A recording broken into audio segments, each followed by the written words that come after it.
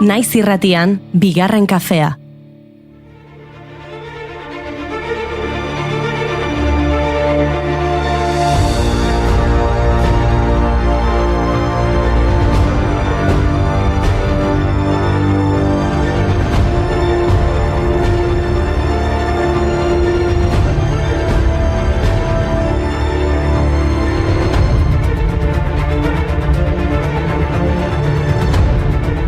Egunon guztioi ongi etorri bigarren kafera. Musukatu lagunak, musukatu bikotea, musukatu familia, agur apirilak, gaur barkatu apirilak 13 musuaren mundu eguna da eta mentxe gabiltza. Ez dakigu oso ondo zein den musuen jatorria, baina eguna ospatzeko ideia 2013an sortu zen. Bai, eta zergatik apirilaren 13a bada 2013ko egun hartan historiako musu luzeena elkarbanatu zuelako bikote batek.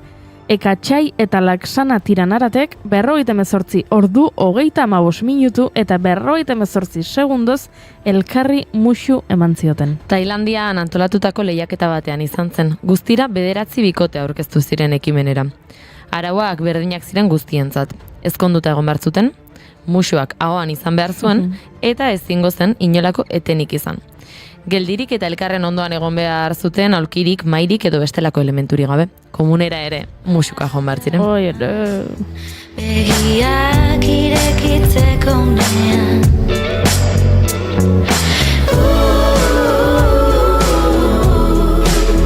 ez zala zerua ukitzeko gara bimusu ematea falta da.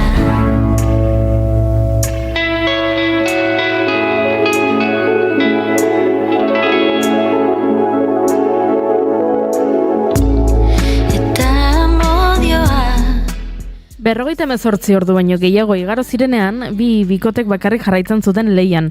Orduan, Jaroek Ansominek eta Sitamton Gok izeneko beste lehiakidek amore eman zuten. Nekeak eta lorik gabeko orduak nagusitu zirelako. Txapeldun eta errekorraren jabe berri gisa, Ekatxaik eta Laksanak 2 minutu gehiagoz eutsi zioten musuari. Lorpen horregatik 2013ko apirilaren 13an biak errekorra Guinness liburuan sartu ziren eta $3,300 eta 2 diamantezko eraztun lortu zituzten. Urte batzuk pasa dira, baina inork ezin izan ditu gainditu. 58 ordu gehiegitxo da, baina eman musuak ikerketa askok diote osasunarentzat onak direla. Ekatxai eta Laksana ez dira sekula gaixotuko. Muy atatza, naiz eta erderaz, poster baten daukat logelan Julieta deneaz, labarrak aldapetan, lasai ibili, teknoa triki flying free, zuentzat musu bananana, biziko dut orain biziko dutena azkena balitza zalana,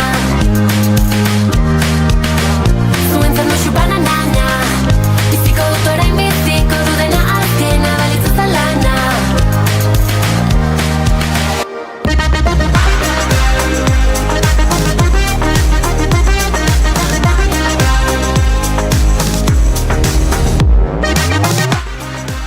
Baita Iunek esan duenaren arira, musuak droga natural moduko bat omen dira, nik ala sentitzen ditut behintzat.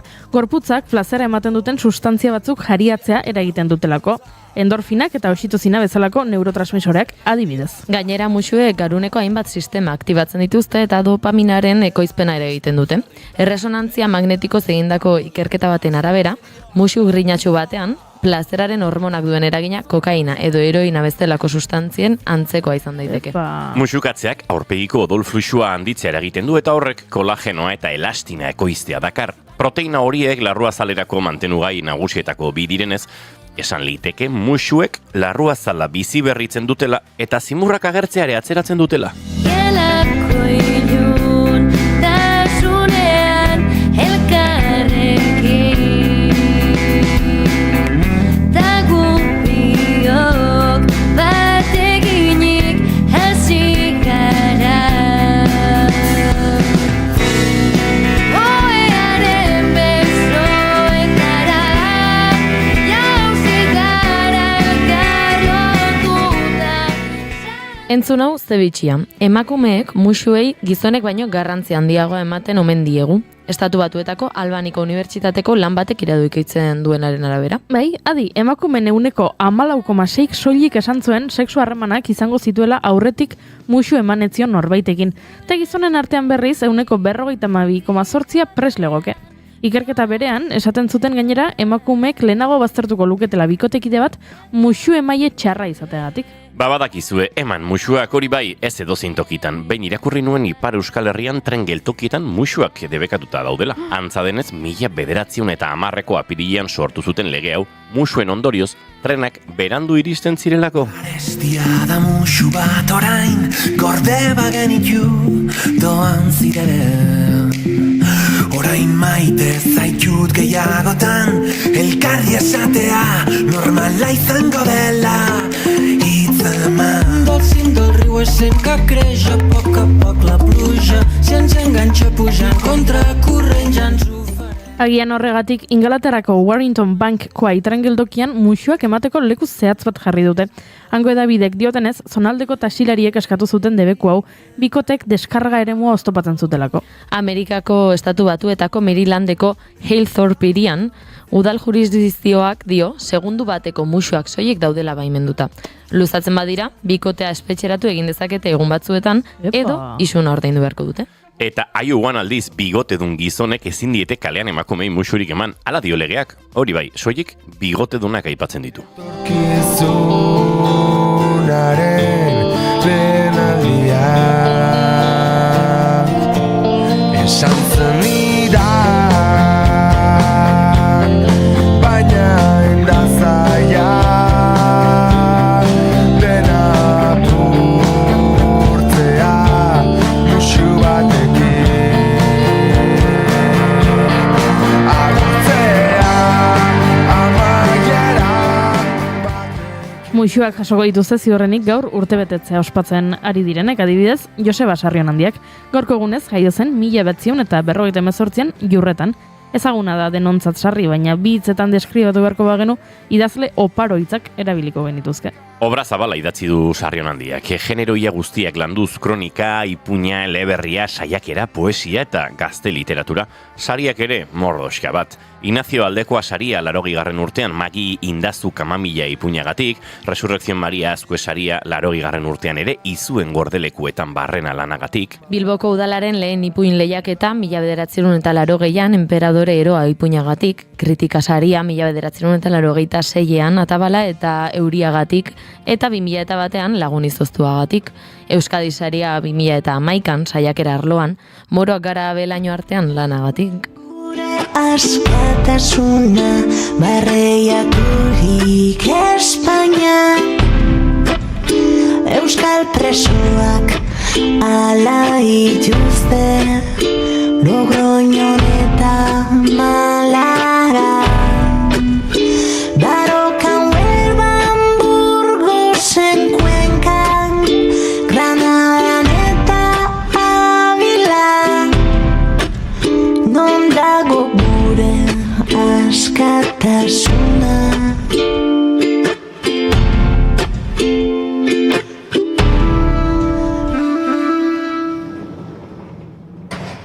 Tira, gaitezen musuak banatzen. Nor dator gaur? Bueno, Inigo, gu geu, ez alda nahikoa. Maite dutak, musuak, astelena goxatzeko ezin aproposagoak. Telesaide eta pelikuletan ere musu asko ematen dituzte. Puri-purian tartea ere izango dugu, Imanol eta Enekoren laguntzarekin. Baina kanpokoei musu eman nahi badiezu Inigo, landerkor nago ere badator. Baina ez dakar musuak emateko moduko gai erromantikorik gaur anisak isaziz egingo dugu. Eta Euskal Zale independentiston topaketa aitzakiatza hartuta, Euskal Herrian euskarazeko intzagurrutxagarekin ariko gara, euskararen inguruko oldarraldi eta arrotasun. Entzuleo, Kapirilak 13 ditu gaur eta astelena da askorentzat, kristorean astelena, animo, gora bihotzak, altza burua, eostuna etortzen badare. Naiz irratian zarete, bigarren kafean.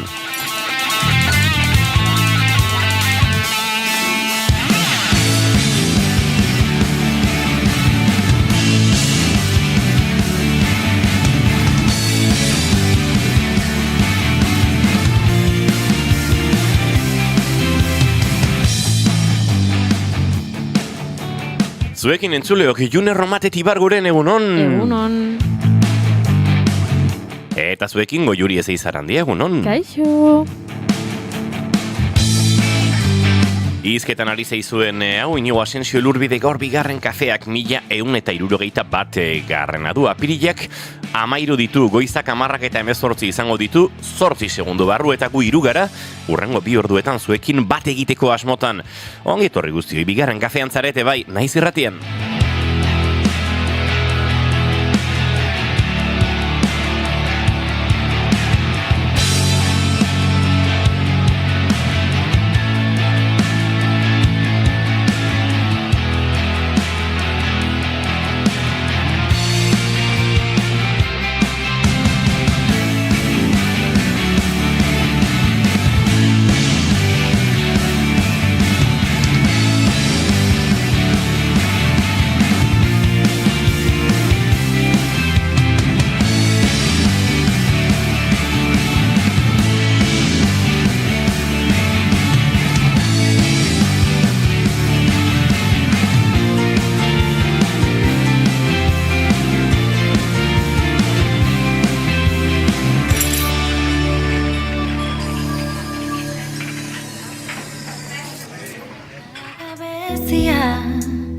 Lau paret ez duen artean, gure aurpegiak beste batzutan bilakatzean, ezin dut ahaztu. Egunon gaztiak diot hemendik txatean, egunon, bale, egunon denoi bai, egunon musu potolo bat zuentzat dionekanek, ze goxo eta ze politak diren musuak, niri musuak noiz galdetzen du Gorkak, noiz, dantza 56, nik dantzaren neurtze esparrua, bere nolabait esparru dinamikoa, rango dinamikoa ja galduta dokat aspaldi ez dakizinen, baina tira, ondo, kulturzastere Euskaldun independentiston topaketetan izango da, nola da? Bai, Euskaldun. Bai, eza, ondo rinez? Euskaltzale. Euskaltzale, barkatu, eski Gorka jarri du berrinterpretatu hartzen mezu bat, eta harin nintzen pixat improvisatzen, bai. Topaketetara joango dela eduki sortzaileen tailerrera, bale? Gero komentatuko dugu hau ere, intzarekin, nire maite duta da, ze ederraren batean, Hondarribian izan intzela, bazkaldu antxe batzokin, ikusi nituen estori batzuk Gorka. Ondo jan gainera, Ondo jan gainera, Hoi Inigo dio Indiokerrek, ze ederra dantza atzera zoazenean, mikro baztertzeko ematen diozun tokezitoa, ze ona, hau. Bai, behingo zorekatu nuen, flexo edo besu hau, eta nahiko txukun egiten du horrela aurrera tatzera, bai. Bueno, hauexek gure txatean dauzkagun mezuak, helarazi zuen maite dutak nahi baduzue behintzat, baina gu gurea kontatuko dizkizuegu, June Romatet, zein da zure maite duta?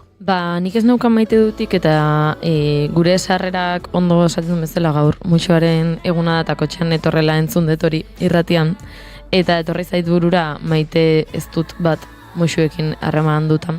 Dala, ez dela maite nik ez baditut bi musu eman nahi, emakume bezala irakurtzen dauzulako bi musu ematen.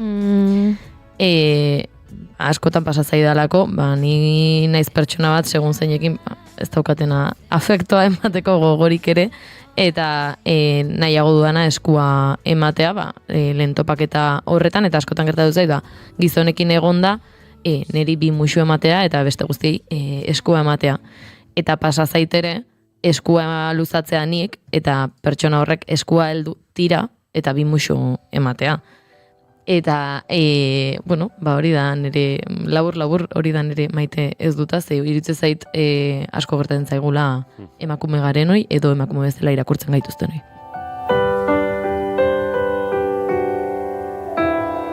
Askok badakiten hor zaren bidez. Gaur goizeko 10etan Goiuri maite dut gabe zegoen.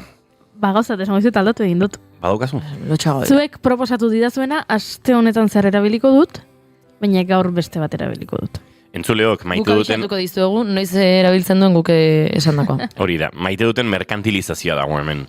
Hau gorde egingo dut, honi inflazioak eragiten utziko diot, honek indarra irabaziko du datozen egunetan, eta beste hau hemen, zera, erositako prezioan, osaldutako prezioan neukan hemendik eta hause botako dut gaur, eta, bueno, daizue, hau ere, lanbide bat bezala hartu behar da, maite dutak egunero pentsatzea, eta guk holaxe ofizio moduan hartzen dugu, maite dute sorkuntza prozesu hau.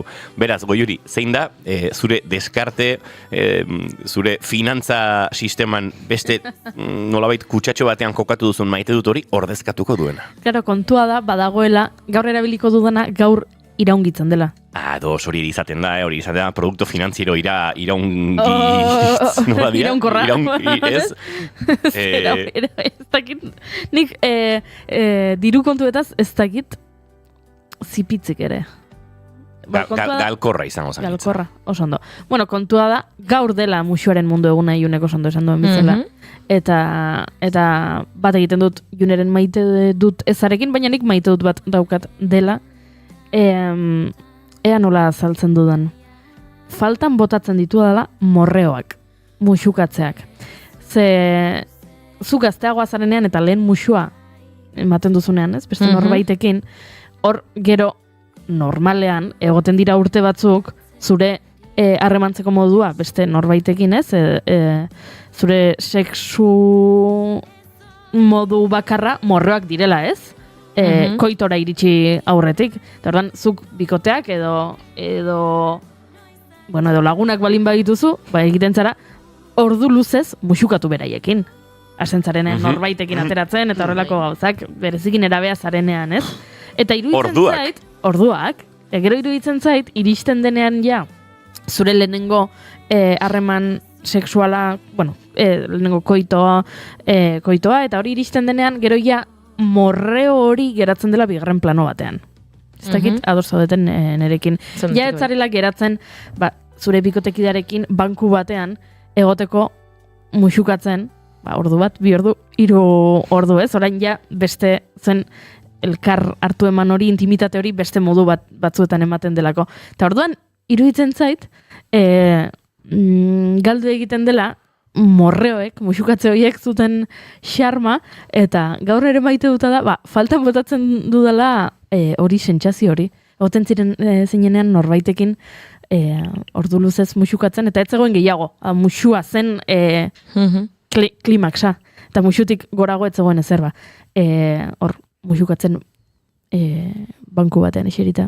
Iruditzen zait. Piskat gero, morreak ez du hartzen bakeak egiteko prozesuaren tokia pixka bat? Nola? Ikusango nuke bikote batek denbora luze xamarrean gutxi elkar morreatzen duenean, bronka izan eta ondoren bakeak egiteko prozesuan, eta askotan sexu harremanean, edo koituan buka daiteken bake prozesu horretan, hor morreoa berpiztu egiten dela. Badela, egiteko pasio bat ekaitzaren osteko zerbait. Ez dakit, Sentsazio hori daukat, ez da, enagola oso ziurre, hau beti horrela den, baina... morreoak faltan botatzen ditu dela hori da. Nire maite duta morreo entzako.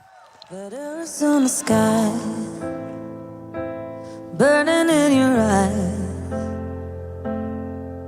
You look at me, babe, I wanna catch on fire. It's buried in my soul, like California gold. You found the light in me that I couldn't find. So when I'm all choked up but I can't find the words. Xat morreo giroan jarri nahi nuen abestia, baina ez dakit, ondo. Bai. Ze tristito da. Bai, pixka bat. Igual da, gehiago emango ez diren morreoi eskinitako kantu, ez? Neri gehiago, nire morreo garaiatera narama, bestegit, zure doinua, zer. Zure doinuak. Zure doinuak. Hoi da lain, ez? Edo, Ez, zakit zinena den. Zure doinua dago hemen Malakiasen remix bat, baina zure doinua zinena da berez. Lor. Lorrena hori da. Lor. A ver, barkatuko diate hemen Lady Gaga eta konpainia, baina.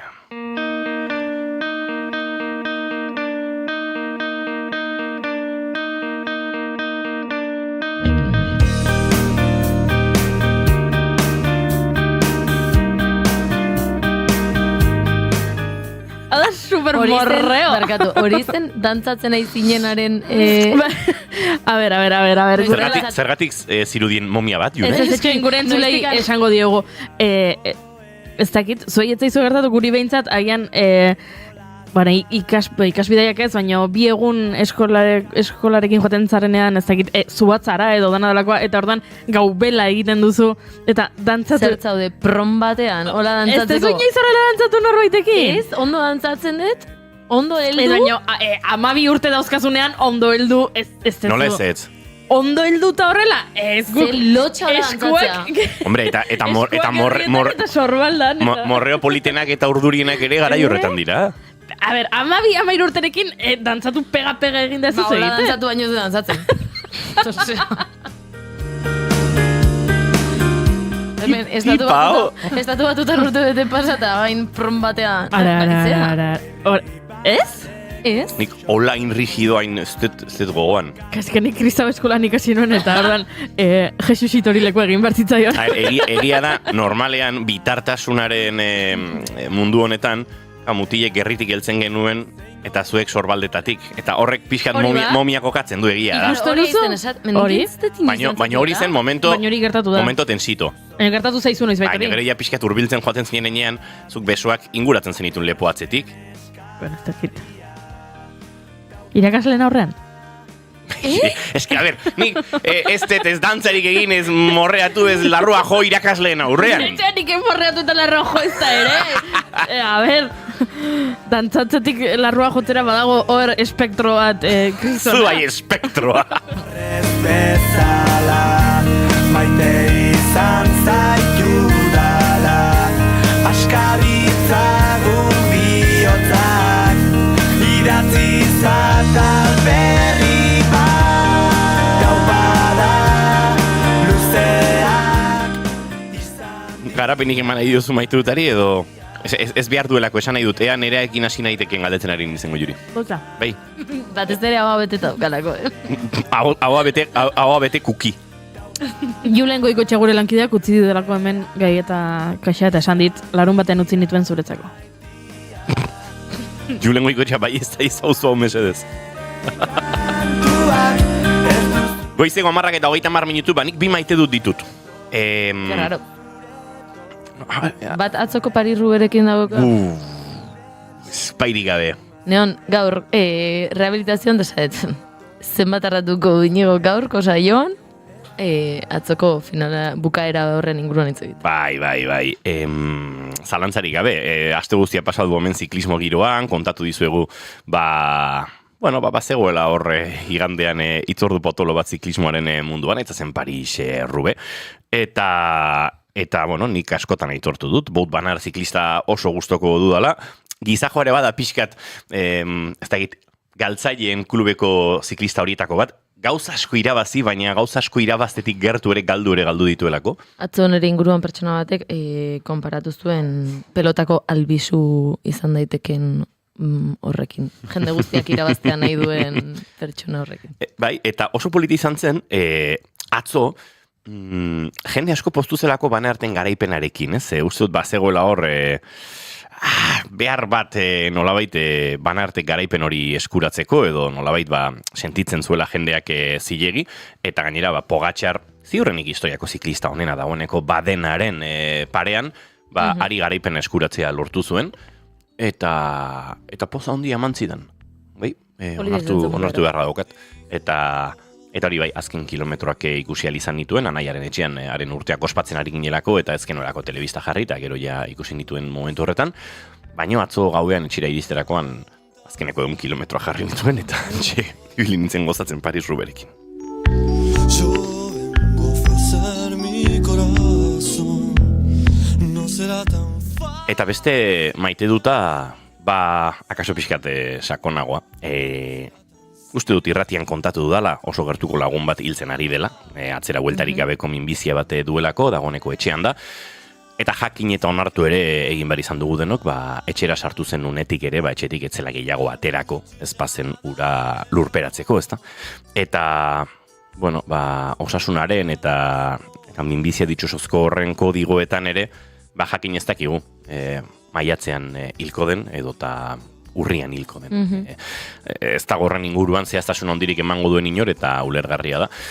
Eta bere bizitza bukatzeko zain dagoen horretan, eta denok ere nolabait hor aldana luzatu baino minik gabe eta duintasun minimo batekin gertadadin horretan, bizitza ilusioak ere ez dira mordo bat, oetik mugitu ezin daitekeen pertsona batentzat, tarteka konbertsazio goxo xamarren bat izan, gogoratu bizitako momenturen bat, kontzertu hura, baketa hori erori zitzaizun eguna edo eta milaka pertsonaz beteta zegoen garaiontan Wanda Metropolitano den, eta orduan beste izen bat izango zuen futbolzelai erraldoi batean, lehenengo bombo kolpea jotzera joan eta zure bomboko maza, bomboa jotzen duena askatu zeneko anekdota mila hoiek ezta. Gaizki usaintzen zuen estatu batutako areto hura, eta Mexikon barrena izandako istripua mila kontu bizitza osoan musikan pasa dituen pertsona batentzat. Eta esango nuke, gaurkoz eta gaunden puntuan, harentzat ilusio pizgarri edo mugarri itxo batzuk direla, haren inguruan elkartu eta musika jo eta kantuan aritzen garenekoak.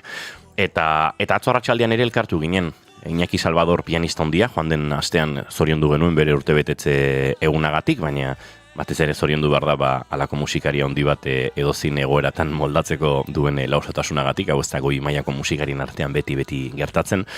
Bueno, bestelako lagunak elkartzen gara, Amets, nire lagun Mitchell bera handiko betik alduen bezala kantatzen.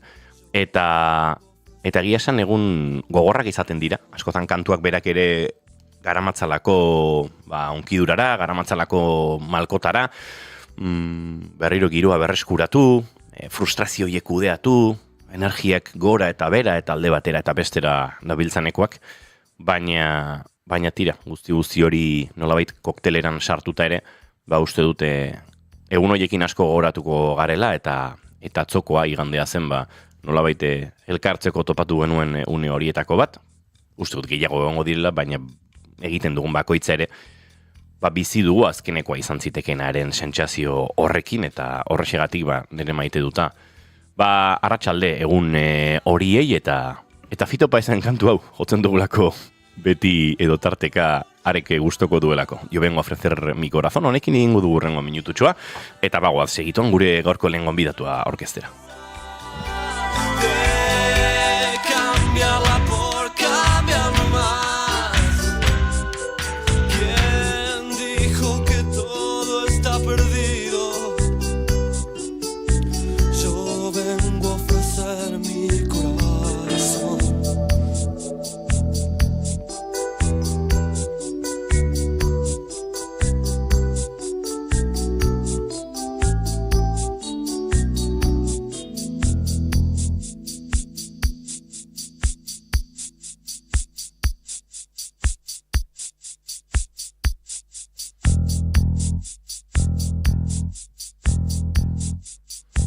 Goizeko 10:35 minutu eta aurrera egin aurretik Goiurik argitu egin bardu gai bat.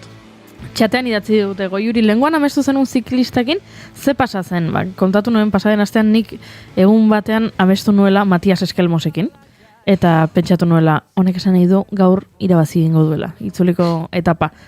Etzen gertatu, baina zer gertatu da Matias Eskelmosekin itzulian?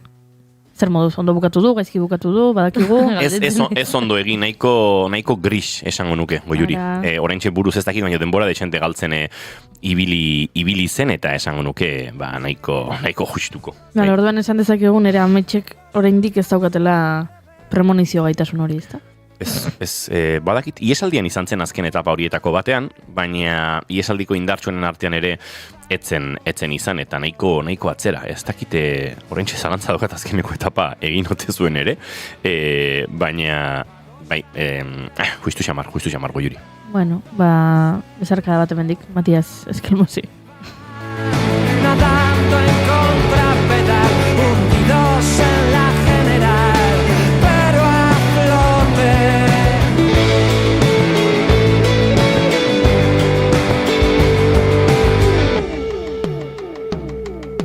Cromos, naipes, sombras y estas... 14. amaitu zuen sailkapen nagusian Matias Eskelmosek. Lehenengo egunetan nahiko hautagai nagusienen artean egon, bigarren izan zen mendukiloko etapan, baina gero, zuk berarekin amestu zenuenetiko Goiuri esan nuke pixkat.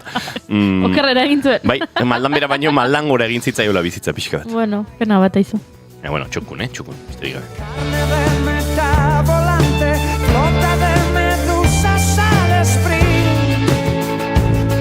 Agosto. Eta gure txatari azken bistazoa, kaixo egun ondio Edita Brokosek nork ipintzen du musuaren eguna eta bar. Musuak egunero, musu asko egunero.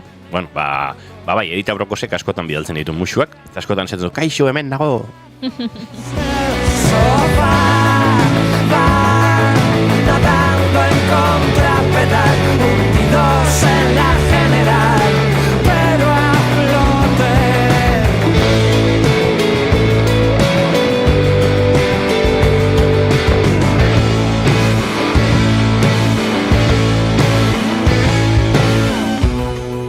Goizeko 10:38 minutu entzuleok, orain bai, aurrera goaz, gure gorko lehen gonbidatua, zuekin elkarbanatzera.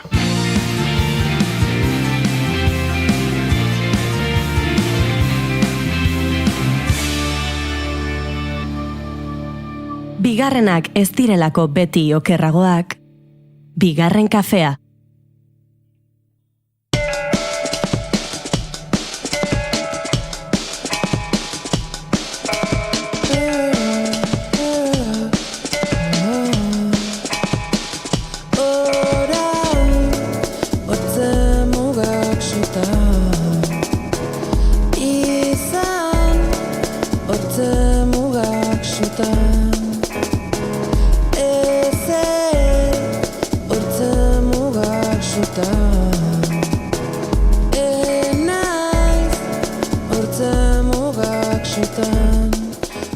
Euskara, Euskaldunak eta Euskal Herria ardatz lanean aritu dira urte luzetan Euskal Herrian euskarazeko kideak.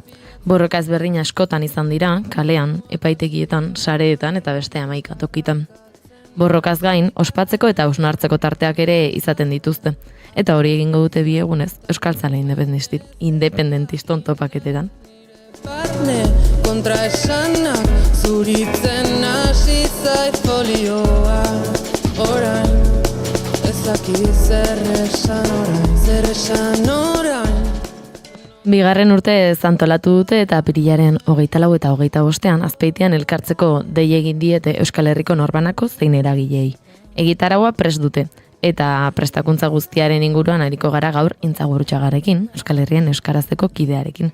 Baina azken asteetan gure herrian eta gure hizkuntzaren inguruan mugimendu asko izan dira, positiboak zein negatiboak, eta gai hauek ere errepasatuko ditugu.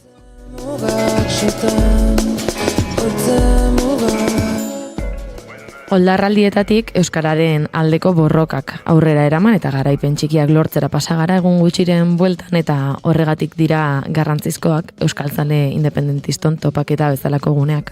Beraz, buelta askorik eman gabe has gaitezen hautsak arrotzen, egun honetan ongi etorri Intzagurutxaga. Egunon, hurbildu mikrora. Egunon. Ez nekien hasi ginen oraindik edo sarrera amaitu zenuen edo ez. Bai, egunon. Bueno, intzalenagotik etorria denez libratzen da gaurko egunean behintzat bigarren kafeko bigalderetaz. Eta beraz, bai intza lehenik eta behin galdetu nahi nizuen, aipatu dut, apirilaren 24 eta 25 Azpeitian elkartuko zaretela, zemuz doaz prestaketak. Jada bi aste besterik ez zaizkigu geratzen, beraz esan genezake, dana bideratuta dagoela, beti falta dira, badakizu, azken kontuak, lotzeko geratzen diren azken harimuturrak, baina esan genezake prest dagoela, eta orain euskaltzaleen momentua dela, bai sarrerak erosteko, agendan egun hori gordetzeko, eta gusaiatuko garela behintzat, egitara oparo bat prestatzen, eta joaten direnak, izan dezaten, aipatu duzun gixean, hausnarketarako eta euskararen bueltan hitz egiteko, pentsatzeko espazio bat, eta horrez gain, baita ere, isialdirako eta ondo pasatzeko eremu bat ere bai. Aipatu du, ez, iaz hasi zenuten, egin zen lehen topaketa hau, nola izan zen suposatzen dut ondo joango zela aurten bigarrena antolatzeko? Bai, Bilagunan egin genituen, ideia hau edo horrelako topaketa bat sortzearen asmoa sortu zen 2019 eta 21 urte artean EHren baitan barne prozesu bat egin zen, eta hor horrelako espazio bat sortzearen garrantzia nabarmendu zen, eta lehenengo topaketa hura gu oso pozik geratu ginen. Garai hartan Euskal Herrian euskaraz zetorren garai ahulago zegoen garai batetik, eta uste dugu topaketek eman zigutela baita ere, agendan Euskal Herrian euskaraz eragile gisa agendan jartzeko aukera bat, baita ere Euskal Herrian euskaraz zertan zebilen edo aro berri honetan zertan hasiko zen interesa zuten jendea ere gerturatu zen, eta uste dugu lehenengo topaketa horiek aberasgarriak izan zirela, eta bigarrengo hauetan jada badago Euskal Herrian euskara zenbaitan edo inguruan uste dugu sarea indartzen eta zabaltzen dabilela. Beraz, espektatiba da aurrekoa baino emankorragoa eta jendetxoagoa izatea, eta ikusiko da. Orain sarrerak eta izen ematen momentua izaten ari da, ezta? Nola eman behar du izena edo non erosi behar du sarrera, bertara gerturatu nahi duenak? Bai, egitarauaren gehiengoa doakoa da, baina antolaketa alik eta ondoen kudeatzeko eskatu duguna da, larun bat arratsaldean izango diren tailerretarako aurrez ematea izena. Hor 2 tailer txanda osatu ditugu, txanda bakoitzean 4 tailer izango dira, eta beraz bakoitzak horietako batean eman ahalko du izena. Eta horrez gain, gero bai ostiral eta bai larun bat lotarako lekua egongo da, baina horretarako ere aurrez eman behar da izena. Hori da izen emateari dagokionez, toki edo ekintza horietarako eman beharko da izena. Eta gero, larun bat iluntzean izango dira kontzertuak, San Agustin kulturgunean, Maruxak eta Tapia eta Leturia band, eta horretarako bai, sarrerak erosi beharko direla, eta baita, larun bat eguerdian izango den bazkaritarako. Beraz, horixe, bukatu baino lehen, erostea komeni. Eman dituzu orain pixka bat puntutxo batzu baino, sartu nahiko nuke egitaraua ondo aletzean, eta norbaiteko oraindik ez badu irakurri, pixka bat jakin dezagun zer datorren, ostiralez hasiko da dena, arratsaldeko 6etan, ezta? Hori da. Arratsaldeko 6etan helduko diogu mai inguru, bi zati izango ditu. Lehenengoa mai inguru edo hitzaldi gisa planteatu dugu. Leire Amenabar etorriko da hitzaldi hori ematera. Bera Euskal Herriko hizkuntza komunitate minorizatuen inguruan ari da doktore tesia egiten. Bereziki euskal komunitatearen edo jendarte hartzailearen ikuspegitik jatorri atzerritarreko hizkuntza komunitateekiko duten edo dugun sinesmenak eta jarrerak aztertzen dabil, eta leku egin nahi diogu, uste baitugu azken aldian aldaketa demografikoak eta migrazioa ere gorantza doa, proiekzioek ere adierazten dute joera hori izango dela. Eta azken aldian bai somatu da, ez modu antolatu batean, baina bai ahots batzuk euskara apur bat arrazakeria kutxo duten diskurtso batzuk, eta uste dugu hor Euskal Herrian euskarazetik badugula ardura horiek ekiditeko, eta nolabait baita ere hausnartzeko euskal herritar eta euskaldun gisa atzerritarrekiko zein jarrera ditugun, zein aurre iritzi, eta pixka bat nola hobetu edo gainditu genitzaken horiek espazio hauetara euskaldun izatera gerturatu daitezen baita ere atzerretik datozen horiek. Beraz, lehenengo zati horretan Leire Amenabarrek berak ikertutako eta hausnartutako hainbat proposamen botako ditu, eta jarraian atzerritik Euskal Herrira etorritako hiru lagunen parte hartzearekin olako solasaldi bat egingo da, pixka bat beraiek kontatzeko, zergaitik nola hurbildu diren euskal komunitatera, eta zer eman dien horrek. Jarraian 8:30 kontzertua izango da, ez da, Orkatz Tabernan, kontzertu akustiko bat, eta egun hau bukatzeko pala partidak izango dira. Bai, dirudienez, bueno, Azpeitian nahiko ohikoa omen da edo, eta bai, bi pala partida izango dira, eta lehenengo egunean ez genuen nahi ere ez egun asko luza zedin edo aisialdiak parrandarako bide gehiegi eman zezan. Beraz, ez dugu beranduegi bukatuko, alik eta lasterren ohera sartu eta urrengo egunean izango denez egitarako nagusia, ongi deskantsatu da asteko eguna. Ja, deskantsatuta eta garunak prest horraziko dira mailinguruak, hitzaldiak, ezta? Larun batean 10etan hasiko baita eguna euskaratik independentziara mailinguru nagusi horrekin.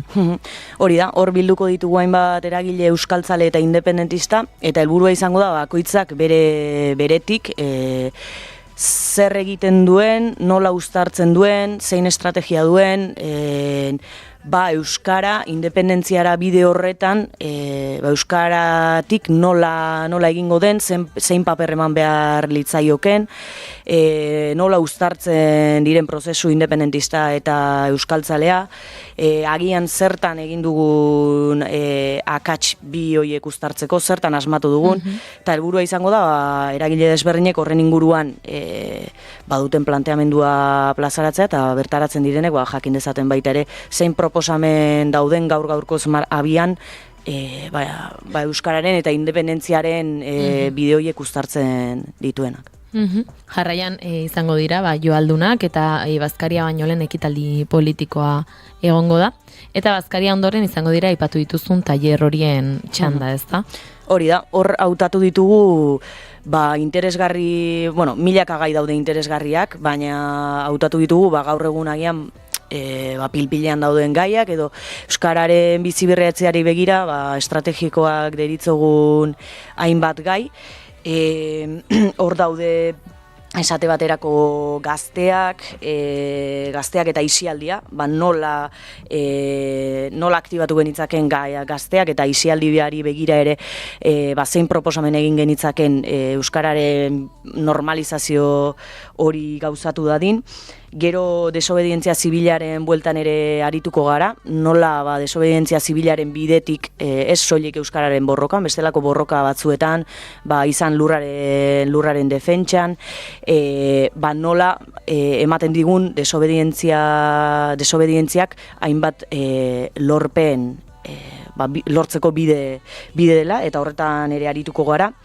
Gero beste gai bat, baita ere azkenaldian uste dut eman diogula garrantzia berezia, intersekzionalitatearen ikuspegitik euskara lantzea, hor otsailaren 20an egin genuen agerraldi bat, Euskal Herriko eragile desberdinon artean, nolabait dei eginez gaur egungo testuinguruan, eskuin muturra eta faxismoa gorantza doazen testuinguruan, horri aurre egiteko herri mugimenduak gaudela, eta herri mugimenduak ardazten garela borroka desberdinetan, baina nolabait dei eginez borroka horiek guztiak uztartu eta elkarri ekarpena eginez, lortuko dugula desio dugun Euskal Herri hori, eta beraz tailer bat horren bueltan egin dugu, eta hor baita ere nahi diegu protagonismo berezia eman otsailaren 20an parte hartu zuten eragile horiei,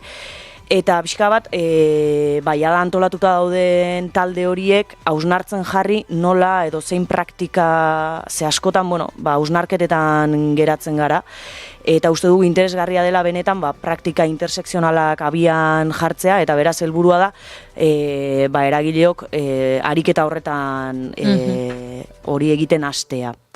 Eta gero baita ere apur bat panorama geopolitikoa eta horrek zer eragin duen euskal komunitatean, horri buruzko beste saio bat ere izango da. Eta horiek dira teoriari begirakoak, baina gero txanda bakoitzean baita ere tailer praktiko bana jarri dugu. Bat izango da mural pintaketa edo pixka bat nolabait kaleak euskaraz eta euskararen aldarria kalera eramatearen hori ere praktikara eramateko. Eta gero eduki sortzaileak, bi eduki sortzaile etorriko dira eta nolabait kontatuko dute beraiek zer egiten duten eta baita ere gaur egungo gero eta gizarte pantalizatuago hauetan zeinen garrantzitsua den baita ere euskarak espazio horiek hartzea. Tailer guzti hauek izango dira lehen txanda 4:00 5:00 eta 5:00 7:00 hurrengo txanda, eta 7:00 aurrera musika izango da ja nagusi, hor kaleetan musika egoteaz gain 10:00 aipatutako kontzertuak izango dira, Tapia eta Leturia Band eta Maruxak, eta ondoren DJ Orkatz eta Korrale DJak, Orkatz eta Korrale Tabernetan egongo dira. Sarrerak esan dugu, salmentean eta izen emateak ari direla orain gertatzen, nola ikusten duzue gaur egun badoa, betetzen pixkanaka? Bai, pixkanaka doa, egia da ohituta gaudela edo, oso epe luzera jartzen ditugu edo oso tarte handiarekin jartzen ditugu askotan hitzorduak, eta gero egia da justu martxoa izan dela baita ere ekintzez beterik izan dugun hilabetea. Beraz, uste dugu azken bi astetan lortuko dugula pixkat honi indar gehiago ematea. Aste Santua ere tartean izan da, beraz, lehenengo izen emateak jada hasi dira martxan, egia da momentuz nahiko lasai doala kontua, beraz, bi aste hauetan asmoa da horri martxa pixka bat ematea.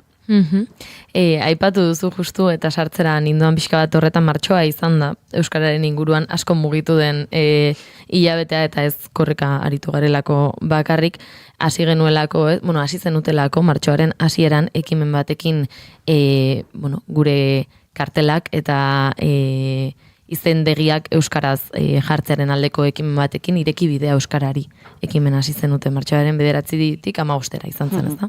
Bai, hori da. Nolabait nahi genuen badator korrika, korrikak sortzen du izugarrizko olatu bat, indarraldi bat, eta, korrika pasatzen da errepideetatik, eta hor ikuste genuen, zein ekarpen egin diezaiokegu korrikan ateratzeaz gain, eta korrikan aldarriak ateratzeaz gain Euskal Herrian euskarazetik, eta hor ikuste genuen, beti egin izan dira Euskal Herrian euskarazetik ezabak eta egunak, ezabak eta asteak, eta beraz, planteatu genuena izan zen, errepide bazterretan dauden seinaleak, eta gero hortik haratago ere aritu dira kideak, beste espazio batzuetan ere euskarari lehentasunezko leku hori ematen, baina helburua zen korrika igarotzen den bide horretan ere, eman diezaiogun euskarari lekua, eman diezaiogun euskarari lehentasuna, eta beraz, gure kideak, eta euskaltzale oro gonbidatu genituen bai pegatinak jartzera edo ezabaketak egitera, eta egia esan emankorra izan da, jendea animatu da proposatutako hori egitera, eta beraz, uste dugu korrikari eman diogula ongi etorri duinago bat tokian toki. Pixkanaka zabaketak gertatu ondoren eta korrikaren zaiginen horretan hala ere. Arrotu zituen hautsak gure herrian zehar Komisiones Obrerasen inguruan gertatutako, ez dakit nola esan, oldarraldi honen inguruko guztionek, baina zuek hasi zenuten lehenago, Olentzerok ikatzak arri baizion Komisiones Obrerasi, eta azkenean arrazoia eman zizueten martxoan gertatutakoarekin, ez da? Bai, Euskal Herrian euskarazetik askotan edo denbora da, Euskaldunon aurkako edo Euskaldunon erasotzaileak seinalatzen gabiltzala, uste dugu oso garrantzitsua dela hori, nolabait bizaratzen duelako zapalkuntza badela, eta zapalkuntza horren arduradunak ere badaudela, aktiboki antolatzen direnak, eta uste dut argiak egindako ikerketak hori frogatuta utzi duela. Uste genuen bagenekin antolatuta zebiltzala, baina horrela ikusteak eta dena nola lotuta dagoen ikusteak, uste dut danok inpaktatu gaituela. Eta beraz, hori, gu bagen biltzan komisiones obreras seinalatzen, ikuste genuelako epai askoren atzean sindikatu hori zegoela, eta hortik abenduan egin genuen ekintza hura, gero denboraren joanak arrazoia eman diguna, eta gero beraien erantzuna, ez? Badirudi oso deseroso sentitu direla edo haserretu direla gurekin eurak seinalatzeagatik, eta proposatu ziguten, edo, proposatu baino gehiago mehatxatu gaituzte, ekintzaren bideo bat zabaldu genuen saretatik, eta hori ezabatu ezean, eta hitzeman ezean gehiago horrelako ekintzarik ez dugula egingo, epaitegietara jo dezaketela. Eta horren aurrean guk argi dugu, lehen aipatu dudan gixean, uste dugu benetan garrantzitsua dela Euskaldunon zapaltzaileak seinalatzea, eta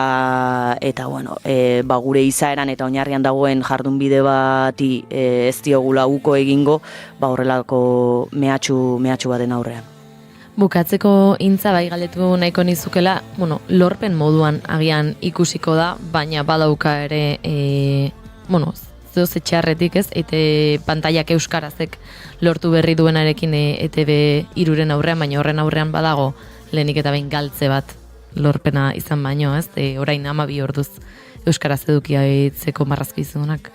Bai, hor, nik uste du nabarmentzekoa dela, batez ere, horrelako erabaki baten aurrean nola euskalgintzako eragile desberdinek eduki duten horri erantzuteko eta sinadura bilketa bat martxan jarri eta gaia maigainean jartzeko gaitasuna, eta aldi berean euskaltzaleek horri eman dieten erantzuna 50.000 sinadura bilketa jaso dira, ETB 3 ez istearen alde edo aldarrikatuz, eta uste dut hori dela hemen garrantzizkoena. Eta gero zuk aipatu duzun gizan, emaitza ez da izan, neurri batean galdutakoa ez dugu lortu, ez dugu zelen bazegoen ETB 3 bat 24 orduz euskaraz funtzionatzen zuena, eta orain lortu dugu 12 orduz euskaraz marrazki bizidunak euskaraz kate bat, eta honek uste dugu oinarrian baduela EITBek sorrerako helburua zuen euskararen normalizazio prozesuan ekarpena egitea eta Euskal Herri euskalduna eraikitzea. Aldatu bidoiaren baitan badabil ekarpena egiten eta hortik hainbatetan adierazi dugu. Helburu horri uko egiten diola bere eguneroko jardunarekin. Hor ikusten dugu bi kate bat espainola eta bestea euskalduna ditugu. Programa erakargarriena, kalitatezkoenak ikusten hor desberdintasun ikaragarria dagoela, eta uste dugu oinarri horretara jo behar dela. Eta ETB 3 euskaraz eskatzen dugunean, eskatzen ari garela benetan EITBek euskara erdigunean jartzea, hasierako helburu horri helburu horrekiko koherenteak izatea euren jardunbidean, eta benetan aurrera egiteko aspirazioa izatea, ez? Orain dela 40 urte, agian gauza batzutan egin ezintzena, lortu behar duguna da, progresiboki horretan aurrera egitea, eta ikuste dugu ikuspegi horren falta argi badagoela, eta euskara bigarren mailan uzten dela une oro. Beraz, oinarri horri aldatzea da aldarrikatzen duguna.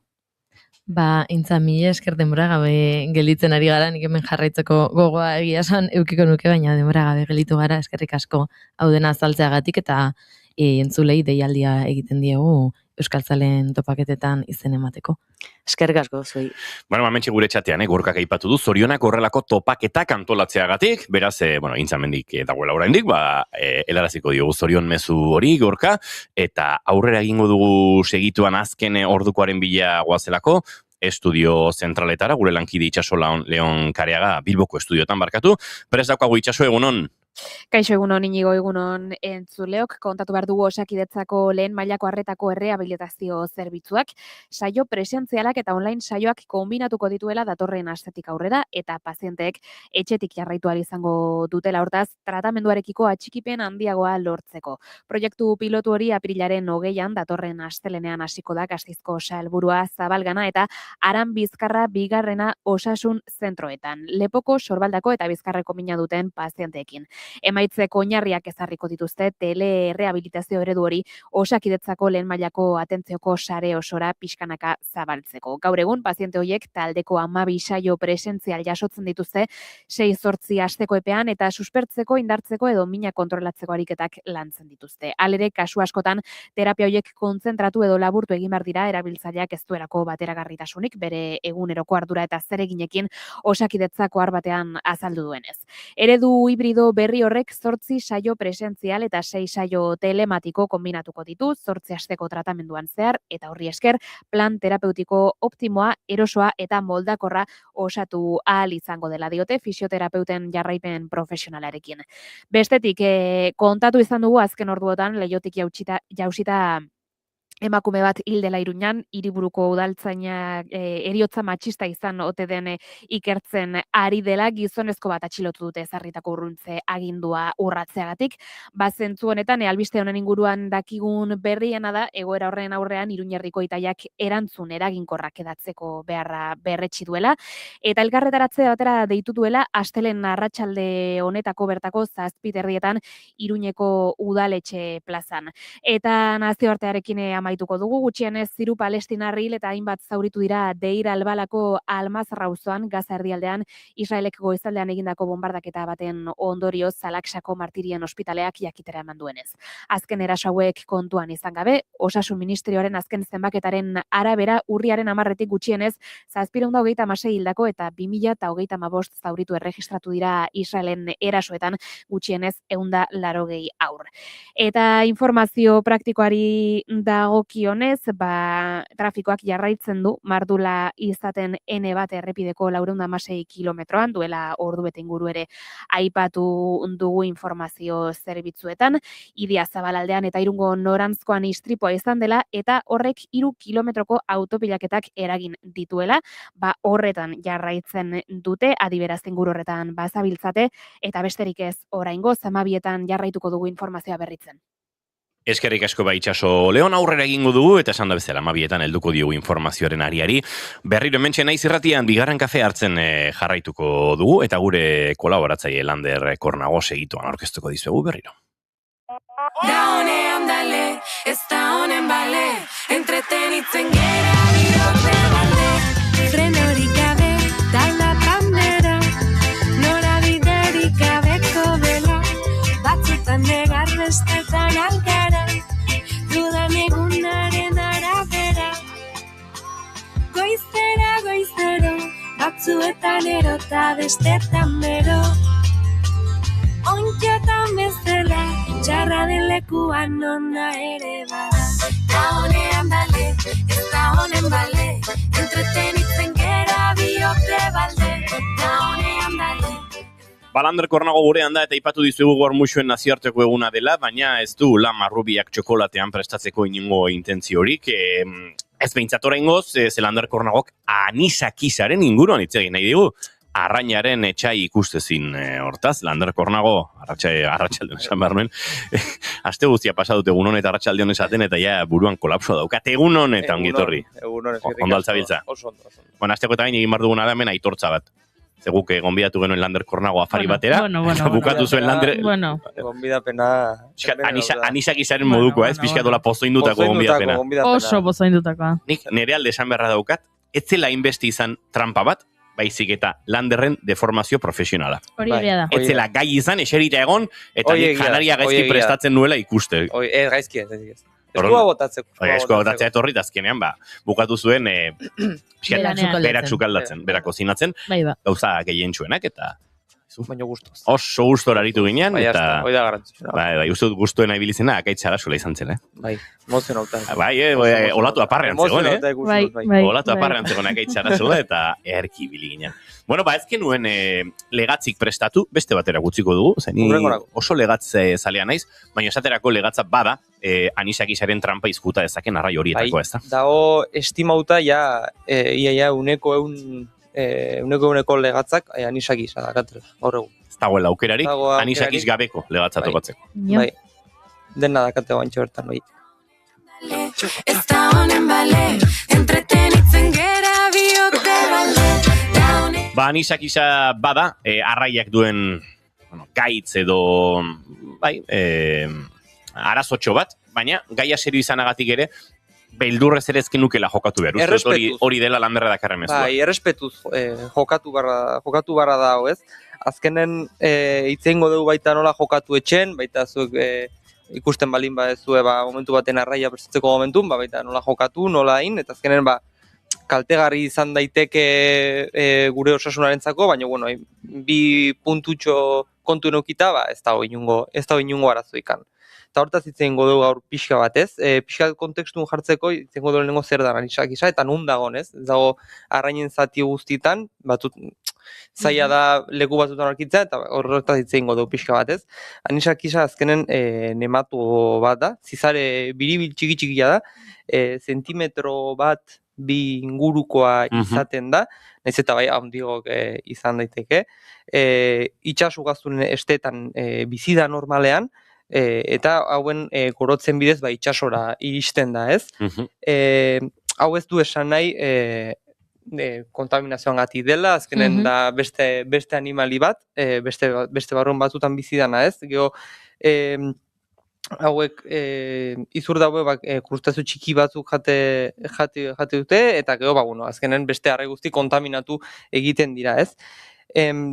Ze arrainetan aurkitzen da gehien, antxotan, sardinetan, bokartetan, etxebestetan, txitxarroetan, bakaioan, lupilan, azkenen basatia diren arrai guztitan, aurki dezakegu, ez? Esaterako, izokinean ez omen da agertzen, ez da? Edo arraroa da? Arraroa da, baina batzutan ikusi izan dugu. Ados. Izokien batzutan. Bai, normalen pisifaktoritan bizi izan dako arraietan, hor ez da agertzen, azkenen bere elikadura oso kontrolauta dago, pentsuz bidez, eta horrelako gozen bidez, horun oso zaila da, ezinezkoa da anisakisa ukitzea, ez? Baina bai, salvaje dien basati dien beste arrain guztitan, oso ohikoa da ikustea anisakisa, ez? Dare arrai batzuk beste batzuta baino aur gehiago ikusten diena anisakisa, baina ez du esan nahi arrai batzuk seguruak eta beste batzuk ez seguruak ez dienak, ez? Esan bezala, anisakisa azkenen edozein arraietan aurki detzakegu, ez? Arrai batzuk egia prevalentzia handiagoa dutela, azkenen itxas ur hotzetako arraiak eta arrai urdinetan prevalentzia handiagoa ikusten dugula anisakisa edukitzeko, baina esan bezala azkenen prevalentzi bada. Arrai guztitan ikusi dezakegu, ez? Eta guazen, bigarren blokera sartzea, prebentzioa hitz egingo dugu, ez? Azkenen prebenitzeko anisakisa bi metodo dazkau, hotza eta sua. Bi modu hauek dira eraginkorrak, beste guztik esaten du ez, ni ozpinetan sartzen dut, ezer, ez du balio. Ordu lehenengo eta bain, nire favoritoa azken izoztea da, arraia, bai etxerako, bai jatetxetan, edozein lekutan ez, beti izoztea. Europako araudiak dio, arraia gordinik edo gutxi egosirik jan behar baldin badugu, behintzat, eunek minus 20 gradu zentigradotan utzi behar du arraia, 24 orduz. Hoi garrantzitsua da ez, jende batzuk esatu, izozten dut ordutxo batzuk, eta gero deskongelatzen, eta jazta ez. 24 orduz edukin behar dugu ez. Hau, esan bezala, gordinik jan nahi baldin badugu, edo puntun gutxi egosirik jan nahi baldin badugu arraia ez. Arrai freskoa erosi badugu, azken sashimia, marinatua, tartarren jan baldin badugu, lehen izozkaioa 24 ordu pasako dugu, eta ja, arraia minus 18 graduta iristeanen, ja 24 ordu zutzi, 24-48 orduz, ja segurua da guztiz jateko. Hemen garrantzitsua, batzutan arrai freskoa erosten dugu, ez? Peskadeira jun, arrai freskoa beti hor dago, izoztu gabeko arraia, beti galdetu. Azken arrai hori generalen izoztutako arraia izaten da, gero hona iritsi eta ja deskongelauta dago, baina galdetu beti. Hoi garrantzitsua da galdetzez, azkenen zuk erosten balin bazu, legatza, debidez legatza etxea amatezu, beriz izuz gaion sartu, azkenen kalitate asko galtzea. Indaiteke, baina kalitate asko galtzezu bidean, eta hori pixka gordin bar da. Eta bigarrena egosketa. Anisakisa beroarekin hiltzen da, barne temperatura 60 gradutara iristen baldin bada, segundu gutxitan ja hil egiten da, eta arraina ondo egosita baldin badago, bai erre eta plantxan laben sartzen baldin badu, guztiz hil egingo dugu anisakia. Zein da arazoa? Erdian gutxi inda gustatzen zaien pertsona hoiei 60 graduta iristezanen arraiarekin guztiz lehorra gehatzen da. Jateko oso zaila da, eta gu gaina daukau puntu gustatzen zaigula, erdian gutxi egindako puntutxo hoi, holako gauzetan bai kontu zeugi barra da. Horregatikan, netzako hobenena da izoztea, 24 ordu zuztezuan, eta jazta, guztiz seguro dago. Eta lehen esan bezala, ozpina eta limoia, ez? Hau mito edatu bat da, antxoak ozpinetan sartze ditut, eta listo. Ez. Ozpinak, limoia, gatza, marinatu guzti hauek, ez dute anisakisa hiltzen. Itxuraz alda dezake, igual txurigo bezala geratzen da, eta horrek lortuko duguna da zailagoa izatea gutzako anisakisa ikusteko, eta arrisko handigo baten sartuko ginateke, baina animalia bizirik jarraitzen du, ez? Beraz, antxoak ozpinetan nahi balin baiteu, 24-48 ordu zenago izozkainoan sartu, atera eta jazta. Eta egin, ez? Azkenen lagur bilduz pixka bat, gida praktikotxo bat emango izuet, nola jokatuz, ez? Pausoz pauso. Erosketa egiten juten garen, lehenengo eta behin arraia leku fidagarri baten erosik. Hoi, supongo, denok egiten dugula, importante, baina, parare. Bentzak jakiteko nundi datorren, ez? Galdetu izoztuta izan da nala, ez? Azkenen arrain gordini jateko asmoa baldin baduzu, horrekin ziurtatu, zure arraindeko konfiantzan galdetu, baita aholku askatu, ez? Hau gordini jan nahi dut, zer egin behar, ez? Itzegin behaiekin.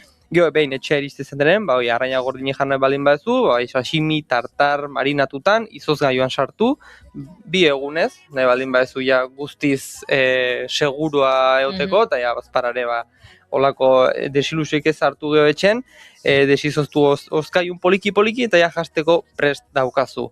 Egosita jar baldin baduzu, berdin, izozten baldin badakazu, ez dakazu inongo arazoikan, barrun puntutxu gutxi hoi emateko, perfecto.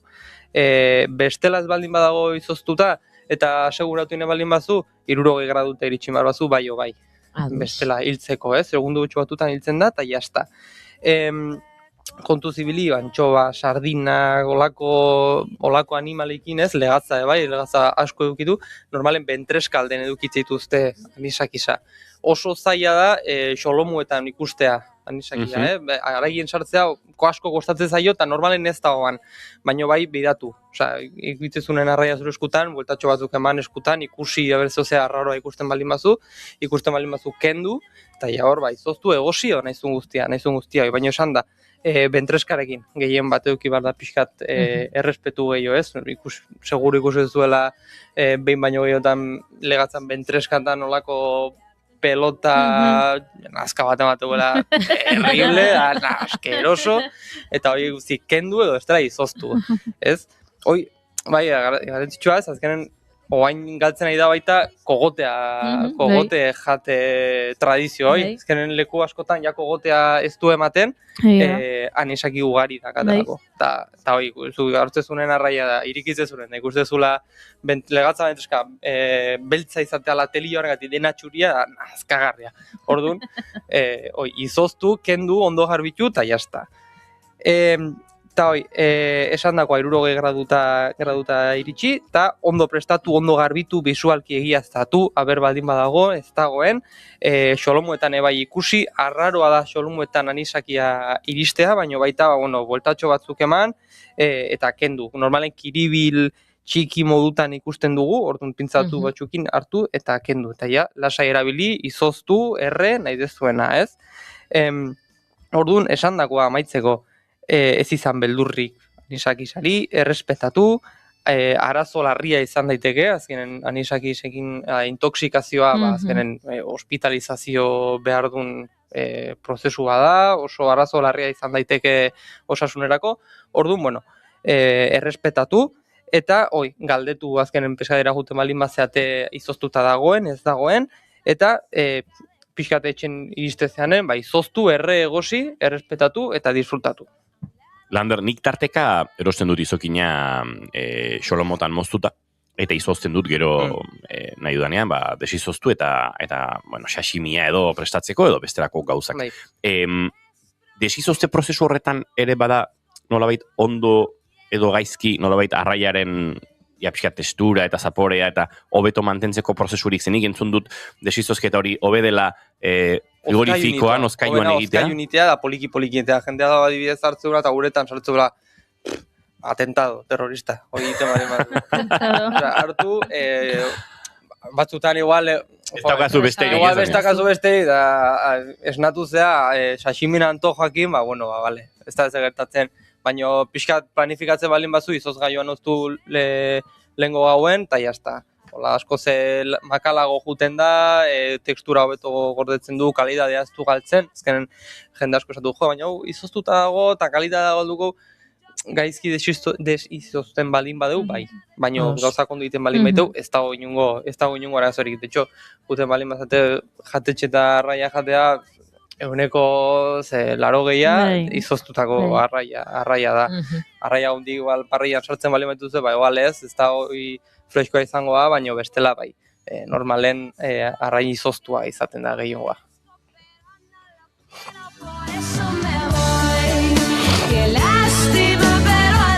Entzuleok, badakizue arraiarekin eta batez ere anisakisa izan dezaketen arrai horiekin kontuz, arduraz jokatu, beldurrik ez, baina bai beharrezko neurri horiek hartuta, bai estatu, izoztuta egon den lehenago eta ondorioz berriro izoztu beharrik ez duen, ordurako anisaki hori hilda egongo delako, baina bestela, zuek izoztu edota kozinatu behar den temperaturan. Bai, puntutxo bat, dago normalen anisakia gu jatea ez dugu inungo arazoik, baina pertsona batzui bai alergia daukatela anisakiai. Da animalia animali hori alergia izan dezakezu. Ez da ohikoena. Eta hor bai dakazura arazoa jende horrek normalen arraia ez du jaten edo asko ikusi baue bera anisakisa ez dagoen badagoen eta bar, baina normalen zuk anisakia jan egin dezakezu. Ez dago inungo arazoi da, segurenik hemen entzuten nahi dien pertsona guztik, eta maigo guztik, anisakia jandeula, eta bizire gare. Osaik horrekin, lasai. Lander Kornago, anisakisaren inguruan kontatu dizkigun hauek guztiak ere berrentzun nahi baduzue, gure webgunean, gure plataforma guztietan ere topatuko duzue, atzera egin eta behar bezala errepasatzeko aukera, baina uste dut nahiko garbi geratu zaizuela zein den honen inguruan, egin beharrekoa eta izan beharreko ideia nagusiak. Lander Kornago, eskerrik asko eta pare bat astetan ikusiko dugu, elkar.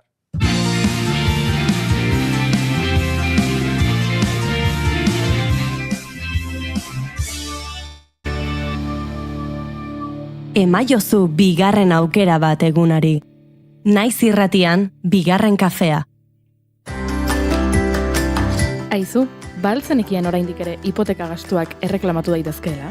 Etxe bizitza bat erosteko hipoteka bat sinatu bazenuen 1995ko urtarrila eta 2019ko ekainaren artean, jar zaitez gurekin harremanetan eta erreklamatu alizateko behar duzun dokumentazioa zein den esango dizugu.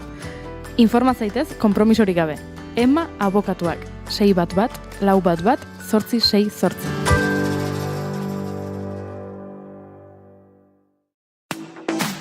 Naiz irratia, zuk nahi duzunean entzuteko aukera duzu egun osoan zehar. Bai irratia piztuta eta baita online ere.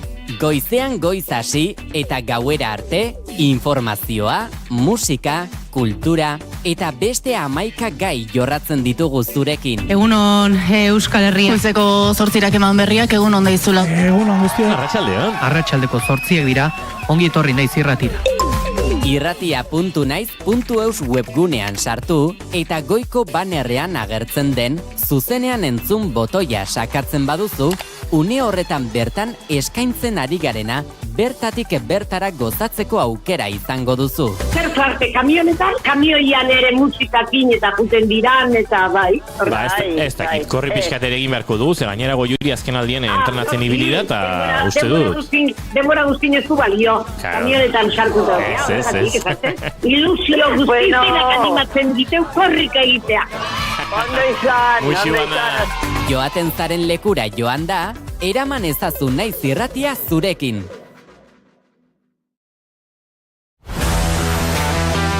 Kirolak poza ekarri ohi du maiz.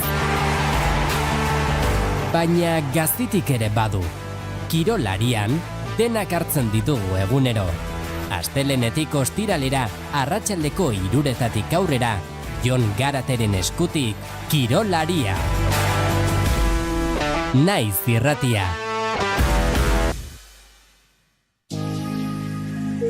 Egunon, ongi etorri Naiz Irratirak. Egunon Pei, egunon entzule. Goizeko 6etan abiatzen du Naiz Irratiak informazioaren aria, egunak dakarrenari begira eta aktualitateko protagonisten hitzekin.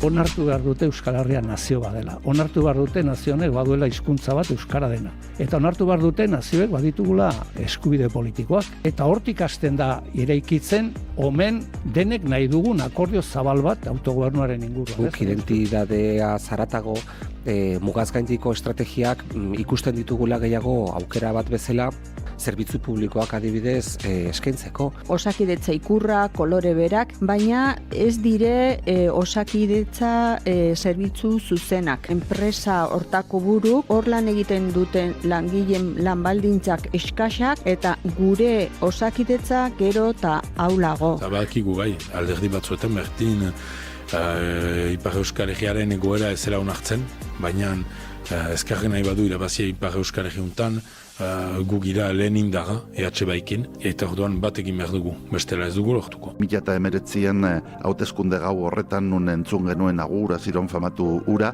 hori gertatu eta dolua egin genuen asteburu batean, eta astelenean hasi ginen lanean. Eta lana bai ala bai egin behartzen talde guztiekin PSN barne. Gaina astapenean ziren tendentziak indartuz doatziela, orokorki frantziar politika biziki polarizatzen ari dela, bi ekstremoen artean, eta erdian diren alderdiek, bereziki makronista alderdiek, beren sinesgarritasuna azken finean galdua dutela. Kultura politiko berria behar dugula, politika egiteko modu berriak behar ditugula, herrigintzan gauzak diferente egin behar ditugula, elkarlana ezinbestekoa dela. Politikaren ikuspegi tradizional edo murritz batekiko urruntasuna bai handitzen ari dela gazteen artean oro har ez Euskal Herrian, bakarrik gure ikerketa Euskal Herrian egin dugu, baina nolabait mendebaldeko kontu bat da, ez? Eguna jakin beharreko guztiekin abiatzeko informazioaren ariaren lehen edizioa astelenetik ostiralera goizeko 6:00 10:00. Naiz Irratia.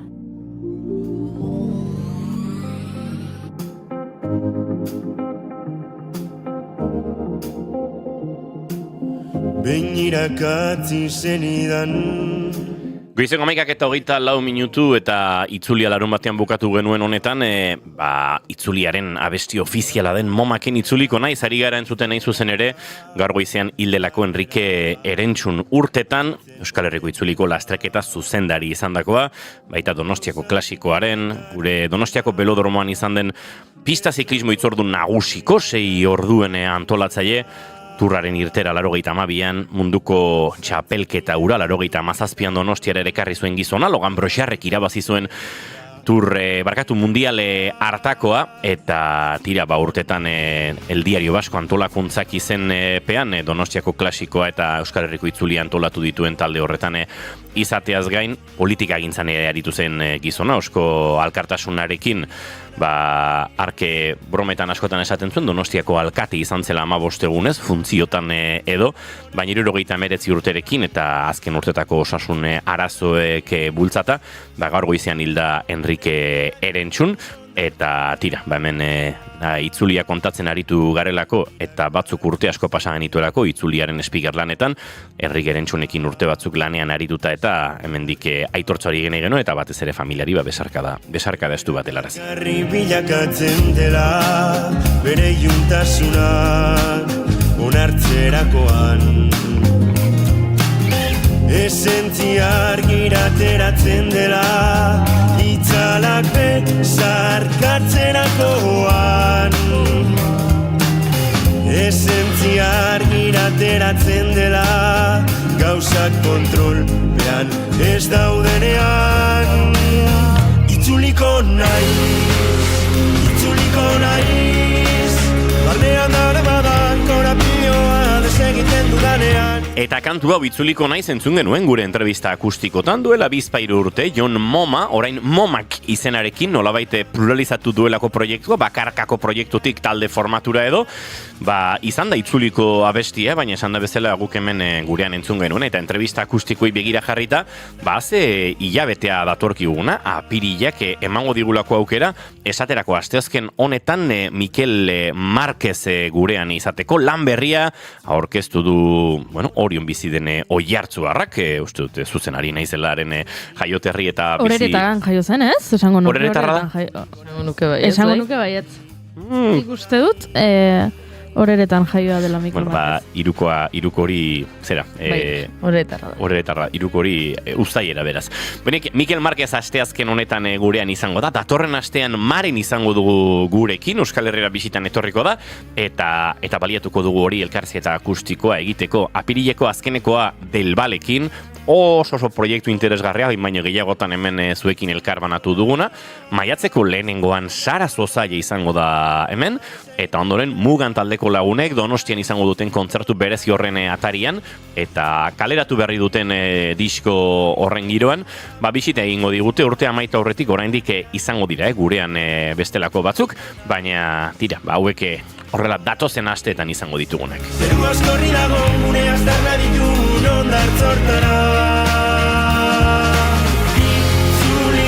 itzuliko naiz, itzuliko naiz, itzuliko naiz itzuliko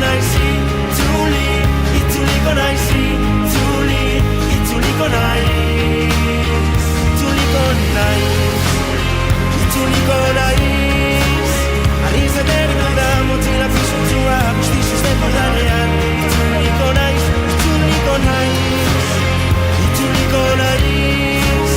Zeru askorri dago gure aztarna ditun ondartzortara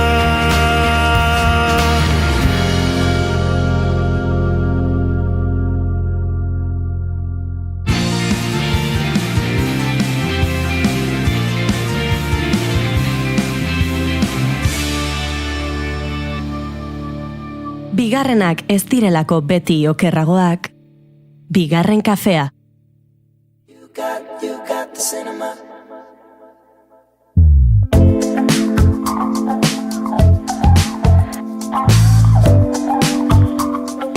Entzuleo goizeko 11 eta 30 minutu izateko 30 segundu falta dira, gu ezkara 30 bost elkartuko garan Maionen inguruan, Eneko Iturbe eta Imanol González Gurutxagaren laguntzarekin, egunon bikote? Egunon. Biak beltzez jantzita, biak pres gaurkorako, Bai, hori da. Oso black clothing zeatezuek. Bai, eguraldi txarra bueltatu da, eta... Clothing. Zarete, black clothing. Kontzeptuari izena jarri dut orain. Bai. Euraldi txarra egia da, horrek ere beste kolore batzuetara garamatza, Daikor, hemen desente beltz etorri gara denak, goiuri izan ezik. Bueno, nik jertxe bat daramat, baina azpitik beltzezoaz. Beltza. June ere autobus magikoaren kamiseta beltzarekin entorri zaigu, beraz, bai, pixkate, igual gaur da... Pertsona gotikoen omenez. Galdu da. Joera, horienik gotiko gutxiago ikusten ditut orain kalean. Niri duela gutxi galdetu zidaten, niri ez, nirekin zegoen persona bati galdetu zidaten aber gotika nintzen. Uste dut niri noiz galdetu izan didatela, ea June gotika den.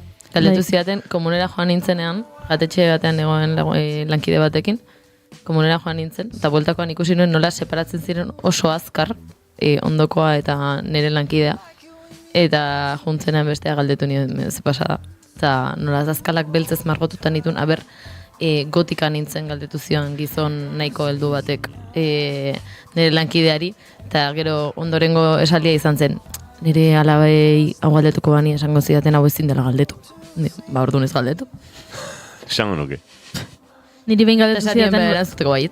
Niri behin galdetu zidaten gotika nintzen, eta ni oso harrituta geratu nintzen, ze gainera, ez dakit garai hartan nintzen bereziki biltzez jazten, eta horrela, eta bai zure WhatsAppeko argazkiaren gatik, eta bakizu zertzen arazoa, argazkia zuri beltzen zegoela.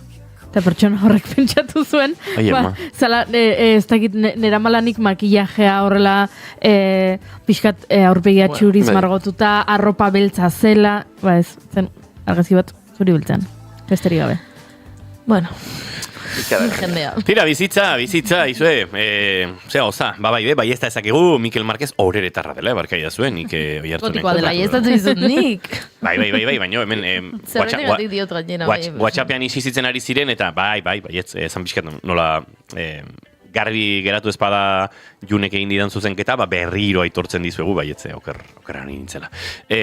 Tira, gure proposamenen giroan murgildu behar dugu, hainbat pelikula eta telesail dakartzagu, eta igual, eneko gaur hasiko zara. Gaur ni? Bai. Bale, bira, gaur berriz ere, beldurrezko pelikula batek ariet. Baino, ez da hain beldurgarria. Osa, ordu eta erdi irauteu, eta sustok daude lehenengo ordu erdin. Hortik aurrea ja... Lehenengo ordu erdin bakarrik, esan izu. Bai, hoi da. Ados, bueno, tira. Bai, eta gaina, bukaeran Spice Girlen abesti batekin bukatzen da, oza. Ojo! Beldurrezko nahiko kuriosoa, egia esan. Venga, horrein gustatzen zait, bale, zein da? Zer da trama, bueno, Together izena du, filmak. Bakize pelikula da. Bai. Segi. Eta, bueno, ze gertatzen da historia honetan, historia honetan bikote badago, eta bikoteak, krisi batean dago bikote hau. Eta, krisi honetan dauden honetan, haien harremana ez di joala oso ondo, eta hori dena, erabakitzen dute, beste toki batera joatera bizitzea. Eta, beste toki horretan, galdu egiten dira, nola baite, mendiko paseo horietako batean, eta kobazulo batean amaitzen dute. Eta kobazulo horretan, eta jazta, horretziko. Eta horretziko. Kobazulo horretan, eta jazta. Eta hori da. Nik atzo ikusi nun, atazitza da nola momentu bat sugerentzia moduan, eta inun, fuera. Gaina, trailer honetan agertzen da, bikotekide batek besteari oskatzen diola Espainia, ez? Ez da oskatzen. Ai, pegatuta gelditzen dira. Hori da, pegatuta itxesitak geratzen dira. What's going on? I don't know. Since the move, Tim and I haven't been on the same page. Please. Baina bertsio bat da? Bertsioa ez. Ala, esango nuke nik pelikula ikusita daukadala. Abesti hau temazo, Igual trailer ikusi ez dugu askotan. Trailerra asko ari da ateratzen, anuntzi moduan. Ez dakit. Aipatu ezakegu beldurrezko pelikula kasi gehienetan hasiera guztik diala bikote bat edo familia bat juten dela beste etxe batea edo atzer... Egia da, bai, askotan bai. Bira, orain adibidez etorri zei burura The Shining, horrere beste toki batera joaten dira. Bai, pelikula asko. Normalean, bai, olazten dira. Egia da, orokorren horrek joko luke esatea, guazen zerbait berria bilatzea, ez? Beti berdina izateko, baina egia da, maten nola... Generoaren bete behar bezala, ez? Bai, eta ikuste ez zaizu arraro egiten, esatezu, beldurrezko pelikula bat, eta...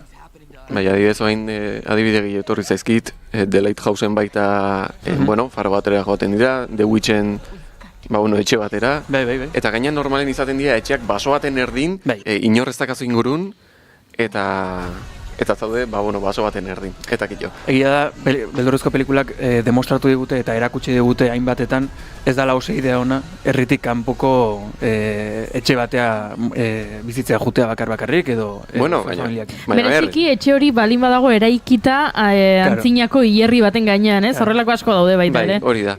Baina kasu honetan, ondo amaitzen da pelikula. Spice Girlsekin esan dezu. Jode, Spice Girlsekin. Ezin da amaiera oberik. Ez, baina maiera polita da, esan Ze, normalen, beldurrezko pelikulatan, beti, 5 pertsona baldin badaude, bakarra dago bizirik, esan Hori egia da. Eta kasu honetan, bueno, trailerrean agertzen da, batzuetan izaten da ez, trailerrean txertatzen dituztela, egunkari ospetsuetako esaldiak, edo kritikak aipatutako gauza honak, eta agertzen zen horietako batzen, hotzikarak sentituko dituzu. Eta nik ez dakit, hori den, positiboa edo negatiboa, Pentsatzen dut beraiek zentzu positiboan esan dutela, baino. Niri ez dakit, niretzako aproposena denala ez, baino ez dauka itxura txarra, ez dauka. Bueno, hementxe gure lehen proposamen hau, Together, eta gure txatean Indiokerrek esan digu. Prime Videon dago, ez dakit esan. Hori da, barkatu ez, Prime Videon ikusgai duzuena, Together, eta Indiokerrek esan digu, guk larun batean zinean inkontrolable, I swear, bezala ezagutu dezakezuena ikusi genuen, ustut azken astetan hitz egin dugula pelikula ontaz, Oscar sarietan nominazio ugari, saria jaso zuen azkenean? Oscarretan ez, ustet, BAFTetan izan zela. Bai, eta Tourette sindrome inguruan ari den horretan, protagonistaren horrelako irain bat eskapatu zen. Hori komentazitunean, hori komentatu genuen. Baftetan izan zen. Ados, nasutan egoen ni Oskarrekin orduan, barkatu. Oso ona, guztiz gomendagarria sindrome Tourette daukan pertsona baten historioa, oso ona, deni gustatuko zaizue. Hementxe, inkontrolable bezala iritsiko da areto gehienetara Hego Euskal Herrian, aizuer bere jatorrizko izena, ez dakit iparralden zeizenarekin izango duzuen entzuleok, baina tira, hementxe aipatu izan dugun lan horietako bat. Proposamen gehiago, Imanol, zurea nahi dut. Bida, gaur kontan ekarri dizuet telesail baten 3. denboraldia, baino bigarren denboralditik honea hainbeste urte pasadienez, ematen du telesail berri bat dela, eta honen ingurun baita hitzen nahiko nizueke. Telesail berri bat ematen duen itxura honen ingurun. Telesailak euforia izena du, eta esan bezala gaur bertan bere 3. denboraldiko lehenengo atala estrenatu da. HBO plataforman? Bai, eta kuriosia intzait, ze trailerra ikusita bakarrik, nik esan barra auket, guendik 3. denboraldia ez detela ikusi, baina trailerra ikusita, etorri zaizkitela, lehenengo denboraldiko trailerra ikusi nunen, eukinitun sensazio nahiko antzekoak. Hau da, lehenengo denboraldiko trailerra ikusi nunen, pentsatzen hon izango zala, gazten inguruko telesail bat, baina drogak pixu asko izango zuna, eta ez ziten bat ere deitu telesaila ikusteko momentu hortan. Egia da, telesaia ikusi ondoren, asko gustatu zaitela, eta batez gustatu zaiten dramatik jota zegon telesail bat zalako. Hau da, protagonista da droga munduan oso sartuta dagoen pertsonaia bat, eta droga mundu hori erakutsi baino, edo hori goraipatu baino, jorratzen du ikuspuntu oso dramatiko batetik eta oso gertuko batetik, eta ikuste dugu nola pertsonaia hau aidan saiakerak iten bertatik aldeiteko, eta nola horrek edo nola mundu honek eragiten dion bere bizitza pertsonalan baita. Eta iruditu zaiten oso interesgarria, eta hori lehenengo denboraldiko traileren ikusi ez nuna, edo behintzet atentzioa deitu ez zitena. Guain gontan, 3. denboraldi hontan, lehen justu hemen aipatu dugu baita, ematen du telesail guztiz oso ezberdin bat dela, akzioak pixu asko daukala, eta arma asko ikusten die, mugimendu asko ikusten da, eta iruditu zait horrek baita, modu batea izan eman aldola lehenengo denboraldi neukinun sensazio berdine izatea, hau da, estrategia oso gaizki planteatu dutela, eta benetan telesaila ez dela horti jongo, hau da, ez dela izango akzioa lehen etxiko duten telesail bat, edo izan alda guztiz kontrakoa, eta bai, beraien apostua hau izatea. Dana dela, egia da, lehenengo bi denboraldin ondoren, egin zutela pelikula bat, azken baten elkarrizketa bat izan zena pelikula guztian zehar, horri pixkat amaiera ematen euforia, lehenengo bi denboraldi hortako euforia mota horri. Egia da igual, guain gontan, Zendaiaren gora zarre hontan, edo behintzet hainbeste lekutan ikuste dugun Zendaia hau berriro bueltan ekarri nahi izate horren arira erabaki dutela 3. denboraldi bat itxa, eta pixkat, estrategia empresarial batetik, guazen diru gehiago saiatzea hemendik atatzen, baino, dana dela, gaur bertan saiatuko naiz ikusten 3. denboraldi hontako lehenengo atalau, eta eta horrengo astean aipatuko dizuet, eta gustatu zaiten edo ez, baina egia da, kurioso zaitela nola, bai lehenengo denboraldiko eta hirugarrengo denboraldi hauetan gertatu zaidan, interes oso gutxi sortu diten trailer bat kaleratu dutela, eta suerte pixkatekin, pues igual, hirugarren denboraldi hontan baita gertatuko zait, lehenengo denboraldi hortakoa. Eta aipatzeko, hirugarrengo hontan, daude aldaketa desente, justu urte desente pasadie bigarren denboralditik, eta lehen instituto edo unibertsitate ingurutan mugitzezan jendea orain ja heldua da eta lan munduan daude sartuta, eta gure protagonista striptease klub bateko zuzendaria da. Orduan, horre baita bizkat telesailan tonua asko aldatzen du, ingurua baita asko aldatzen da, baino aipatzeko ja bere garaien jakin genuen berri haundietako bat da Rosaliak egiten duela bere lehenengo esango nuke, ez? Telesailo baten parte hartzen duen lehenengo aldia izango da? Ez dakit. Hemen txari nintzen niluneri, tiponek Kriston Rosaliaren antza dauka, baina nun topatzen repartoan, eta esaten ui? Almodobarren pelikula batean. Almodobarren pelikulan bai agertu zen, baina... Telesaietan ez dakit. Baina, hori izan zen, beraien lehenengo, Rosaliak... Euforia telesaiak publiko intzun informazioa potentetako bat, bere garaien, ez dakit ja pare bat urte pasako zien hori publiko intzutenetik, baina egia da, kuriosoa dela nola Rosaliak, erabaki duen, edo erabaki duten euforiatik Rosaliari aukera hau ematea, bere garaien, aktore ez ezagunei aukera mantzien bezala, Hunter Schafferrei adibidez bere garaien aukera hori mantzien, ez? Bera izan zan lehenengo telesaia, hau izan zan lehenengo telesaia intzuna. Zendaia noski ezetz, Zendaiak ze 13 urtetatik da ezaguna. Txikia, bai. Sheikirapen egin zen oso ezaguna, baina lehenagotik aur moduan ere atera izan da. Eta orain, kiroleko arropa marka bat etera du, ezagiten enteratu zaten ontaz? Zendaiak bai. Bere estilista den Lo Rochekin. Hori da. Eta hauxe, gaurko nere gomendio. Ados, Zendaiaren arropa ikusten ari nintzen, nenuken honen berri. Nik ere nekin. Baina Zendaiak ez du asko publizitatu euforiaren denboraldi hau, ez? Esango nuke, bintzat, de drama bezalako pelikularekin, ikusi da premiera askotan edo prentxarekin asko hitz egiten, baina euforiaren inguruan ez dut askorik ikusen Zendaia mugitzen. Nei esaniko sorpresa zarrapatu dit gaur goizen publiko izana. Bere garaien jakinun hirugarren denboraldi bat egongo zala, egia azken aldin Instagram askoren ezela erabiltzen nahi, eta igual horregatik. Horregatik izango da ez, egin dituzte festak, egin dute premierra ez dakiz, Ja, bai. Osa, ni izango naiz, baina kuriosain zait, gaur baten harrapatu ditela nahiko sorpresaz, eta gustatu zait, egia esan. Gero trailerra ikusita ilusio guztia juntzaizkiet, baina, aber gustatu zaigun. Ikusiko dugu ea ze itxura hartzen diogun, baina bestelako proposamenetan ere murgildu behar dugu. Juri, June, zein dijo horrena, venga. Venga, nik botako dizuet. Nere proposamena. Izena du, bitxia da, Si es martes, es asesinato. Asteartea barin bada, hilketa bada. Eta hau da, telesail bait, oraintxe estrenatu dena, martxoaren 31an estrenatu zen, eta dauka denboraldi bat, eta 7 atal. 45 bat minutukoak, Disneyen dago, ikusteko moduan, eta dena abiatzen da, badago, laguntalde bat esan barruan, baina ez ezagunak dira, bidaia antolatu batean joaten dira Lisboara.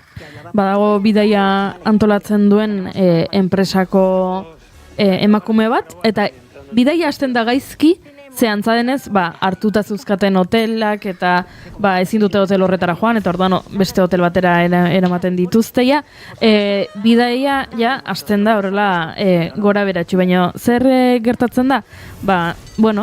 Talde horretan, daudela gazteak, bikoteak, familia ezkongabeak, helduak, senarremazteak semeaen erabearekin, eta iristen dira Lisboara, eta hurrengo goizan agertzen da horietako bat, hilda. Eta orduan, talde horretako hainbat kide hasten dira ikertzen, ze badira polizia eleberrien eta misteriozko nobelen zaleak, eta ikertzen hasten dira. Eta orduan zukor ikusten duzu nahiko hasieratik nor egongo den ikertzaien taldean eta nor egongo den susmagarrien taldean, ez? Orduan, telesaia hau zergatik ekarri dizuedan, berritzailea da? Ez.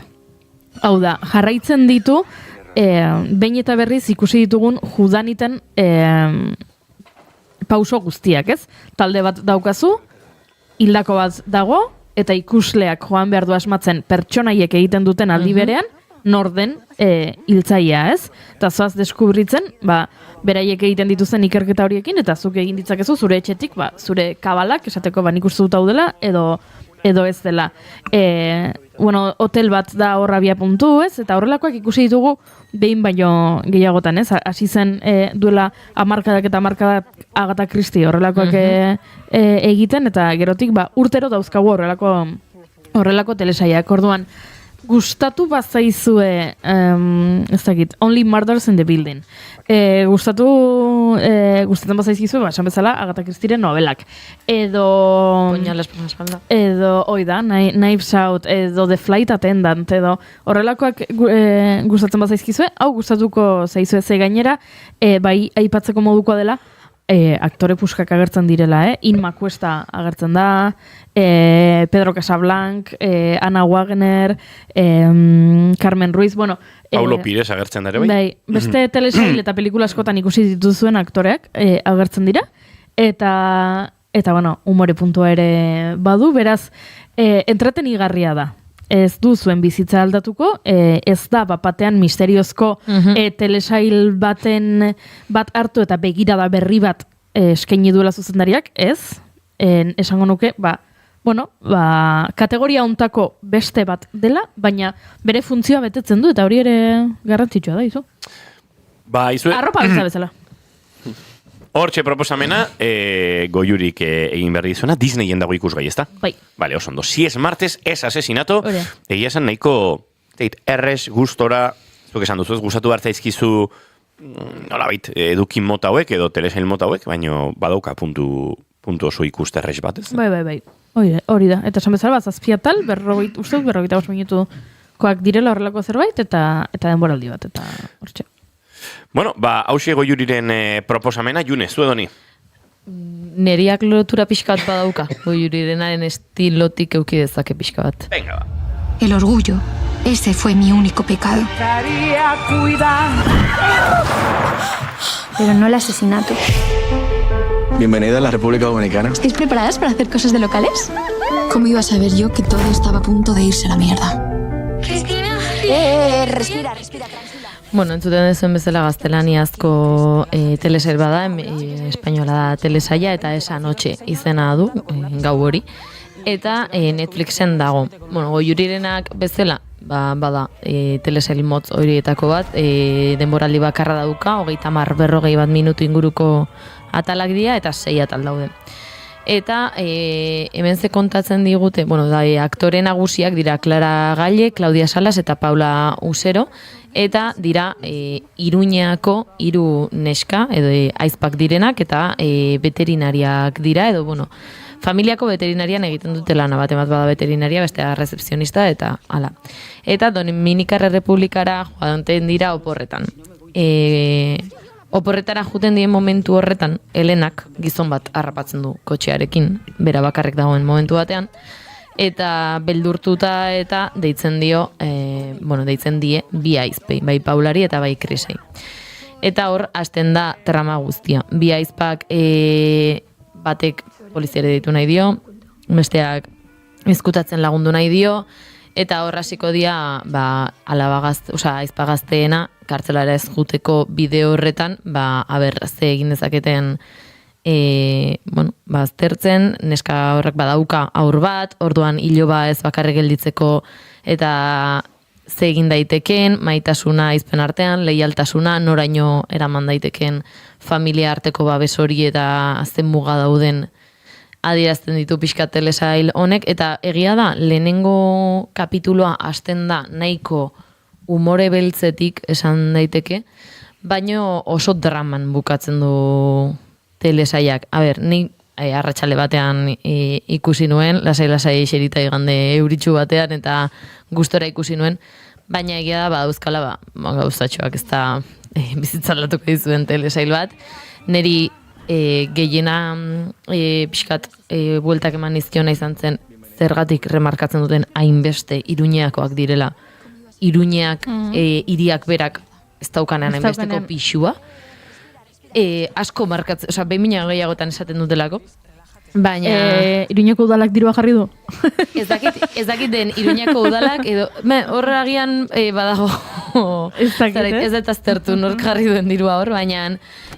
Hori, telesail bat erraz ikustekoa, trama jongo dena liatzen geroz eta gehiago, eta agian daukan interesgarri horrena da familian noraino babestu daiteken, zein den leialtasunaren muga hori, eta non dagoen mildegitxo hori. ¿Y a la Aita qué le vamos a decir cuando volvamos? Problema para más tarde. Lo enterramos aquí. Pues a mí esto no me parece bien, Chris, por favor, basta de energía Happy Flower. No.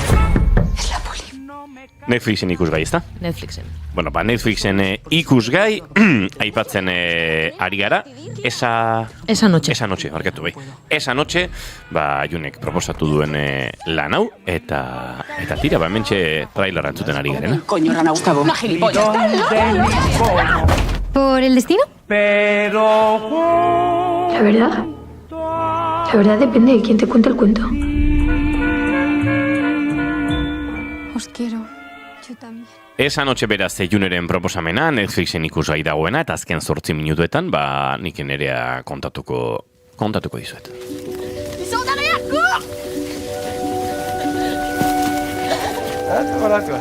Je vais dormir chez Rémi ce soir. Tu reviens chez nous un jour? Peut-être. Akaso norbetek hau ikusteko aukera izan duzue, ez da puri-purian dagoen pelikulat, 2 urte dituen lana da, filminera duela hilabete gutxi iritsi zena, baina benetan oso pelikula interesgarri, gogor eta ederra. Close izena du, bere zuzendaria Lucas Dont da,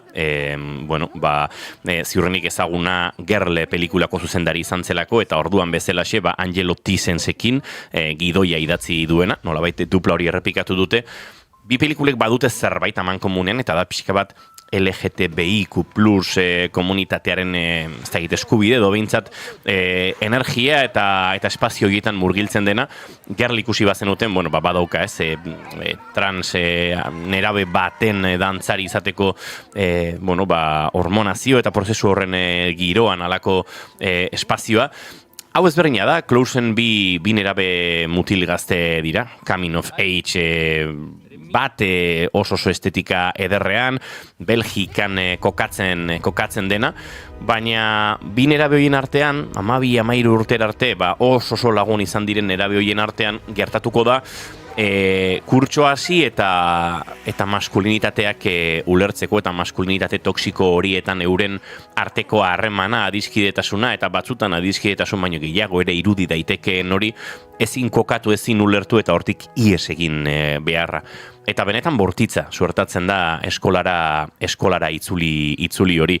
Hemen indiokarrek dio, niko ikusita daukat, inigo oso ona da.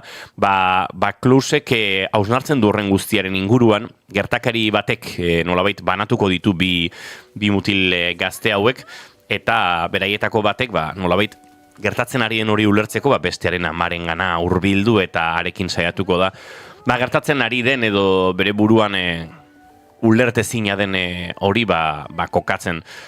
Esan da bezala, pelikula ederra da, baina era berean oso goiz bihurtzen da, mikatz, gogor eta gogorra da pelikula, eta tira, uste dut oso hausnarketa interesgarria egiten duela, bizi ditugun jarrera, maskulinitate eta batez ere eskola giroan askotan performatu behar izan ditugun jarrera hoien edota izakera hoien inguruan. Close filminen daukazue ikusgai, eta esan da bezala pelikula belgiar honek sentsibilitatea handiz, begi benetan militanteetatik, badirelako kolektiboaren parte bere zuzendari eta gidoilariak, kontatzen du historio. Mais là tu me laisses.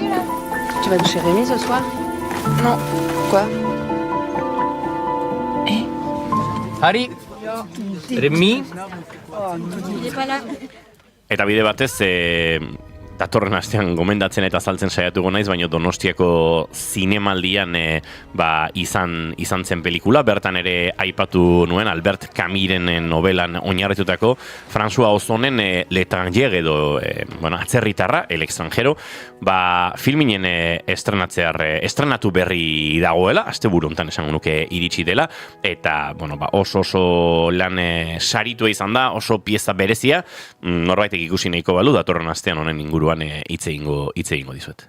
Eta nik, aipatzeko, azkeneko kapituloak atera direla Argigorriak telesaiarenak, ez dut ikusi erabat komendagarrianik biak ikusi nituen erabat jarraian, eta kasualidadez eta suertez larunbat honetan Arnatzekin egon nintzen, Arnatz Portas aktorearekin, eta zoriondu nuen asko gustatu zitzadalako bere papera, eta berak oraindik ikusi gabe dauzka azkeneko biak aktorek oraindik batzuk ez dituzte ikusi azkeneko kapituluak. Egia da, Argigorriak ekin pixkat, aste santuen iritsira horrek pixkat hautsi duela, ez?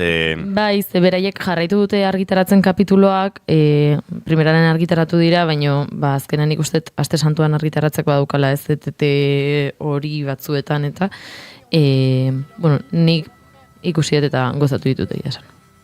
Tirantzuleok, guk honekin agurtuko zaituztegu, Gezurrari zor Mikel Marquezen disko berritik munduko hiritarra hainbat idazle, bertsolari, literaturgileren laguntzaz, hainbat gezur nolabait bildu ditu bere diskoan, eta asteazken honetan lan horren inguruan xehetasun guztiak ezagutzeko aukera izango dugu, baina bien bitartean munduko hiritarra kontzeptu puñadistikoarekin, egingo ditugu hurrengo 3 minutuak.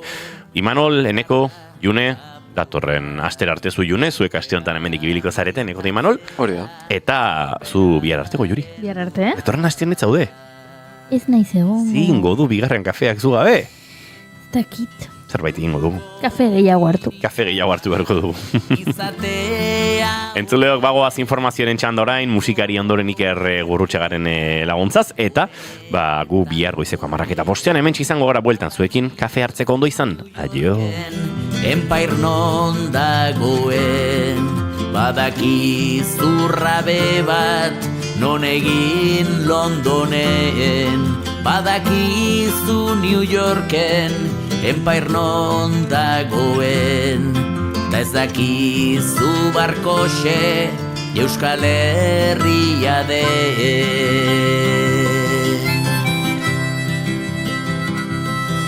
Mundua balitz legez, zerbait orokorra, kolore bakarreko margolari obra, partikulartasuna ez alda altxorra, hemen ez duzu naita joaten zara horra, partikulartasuna ez alda altxorra, horrere hemen dela oroitzea sobra.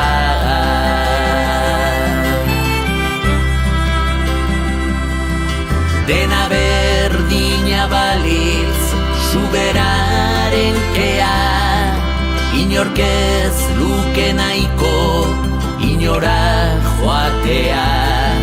Herri txikiek ere, esnob maitea, ez balute mantendu identitatea. Herri txikiek ere, esnob maitea, hain gustokoa duzun dibertsitatea.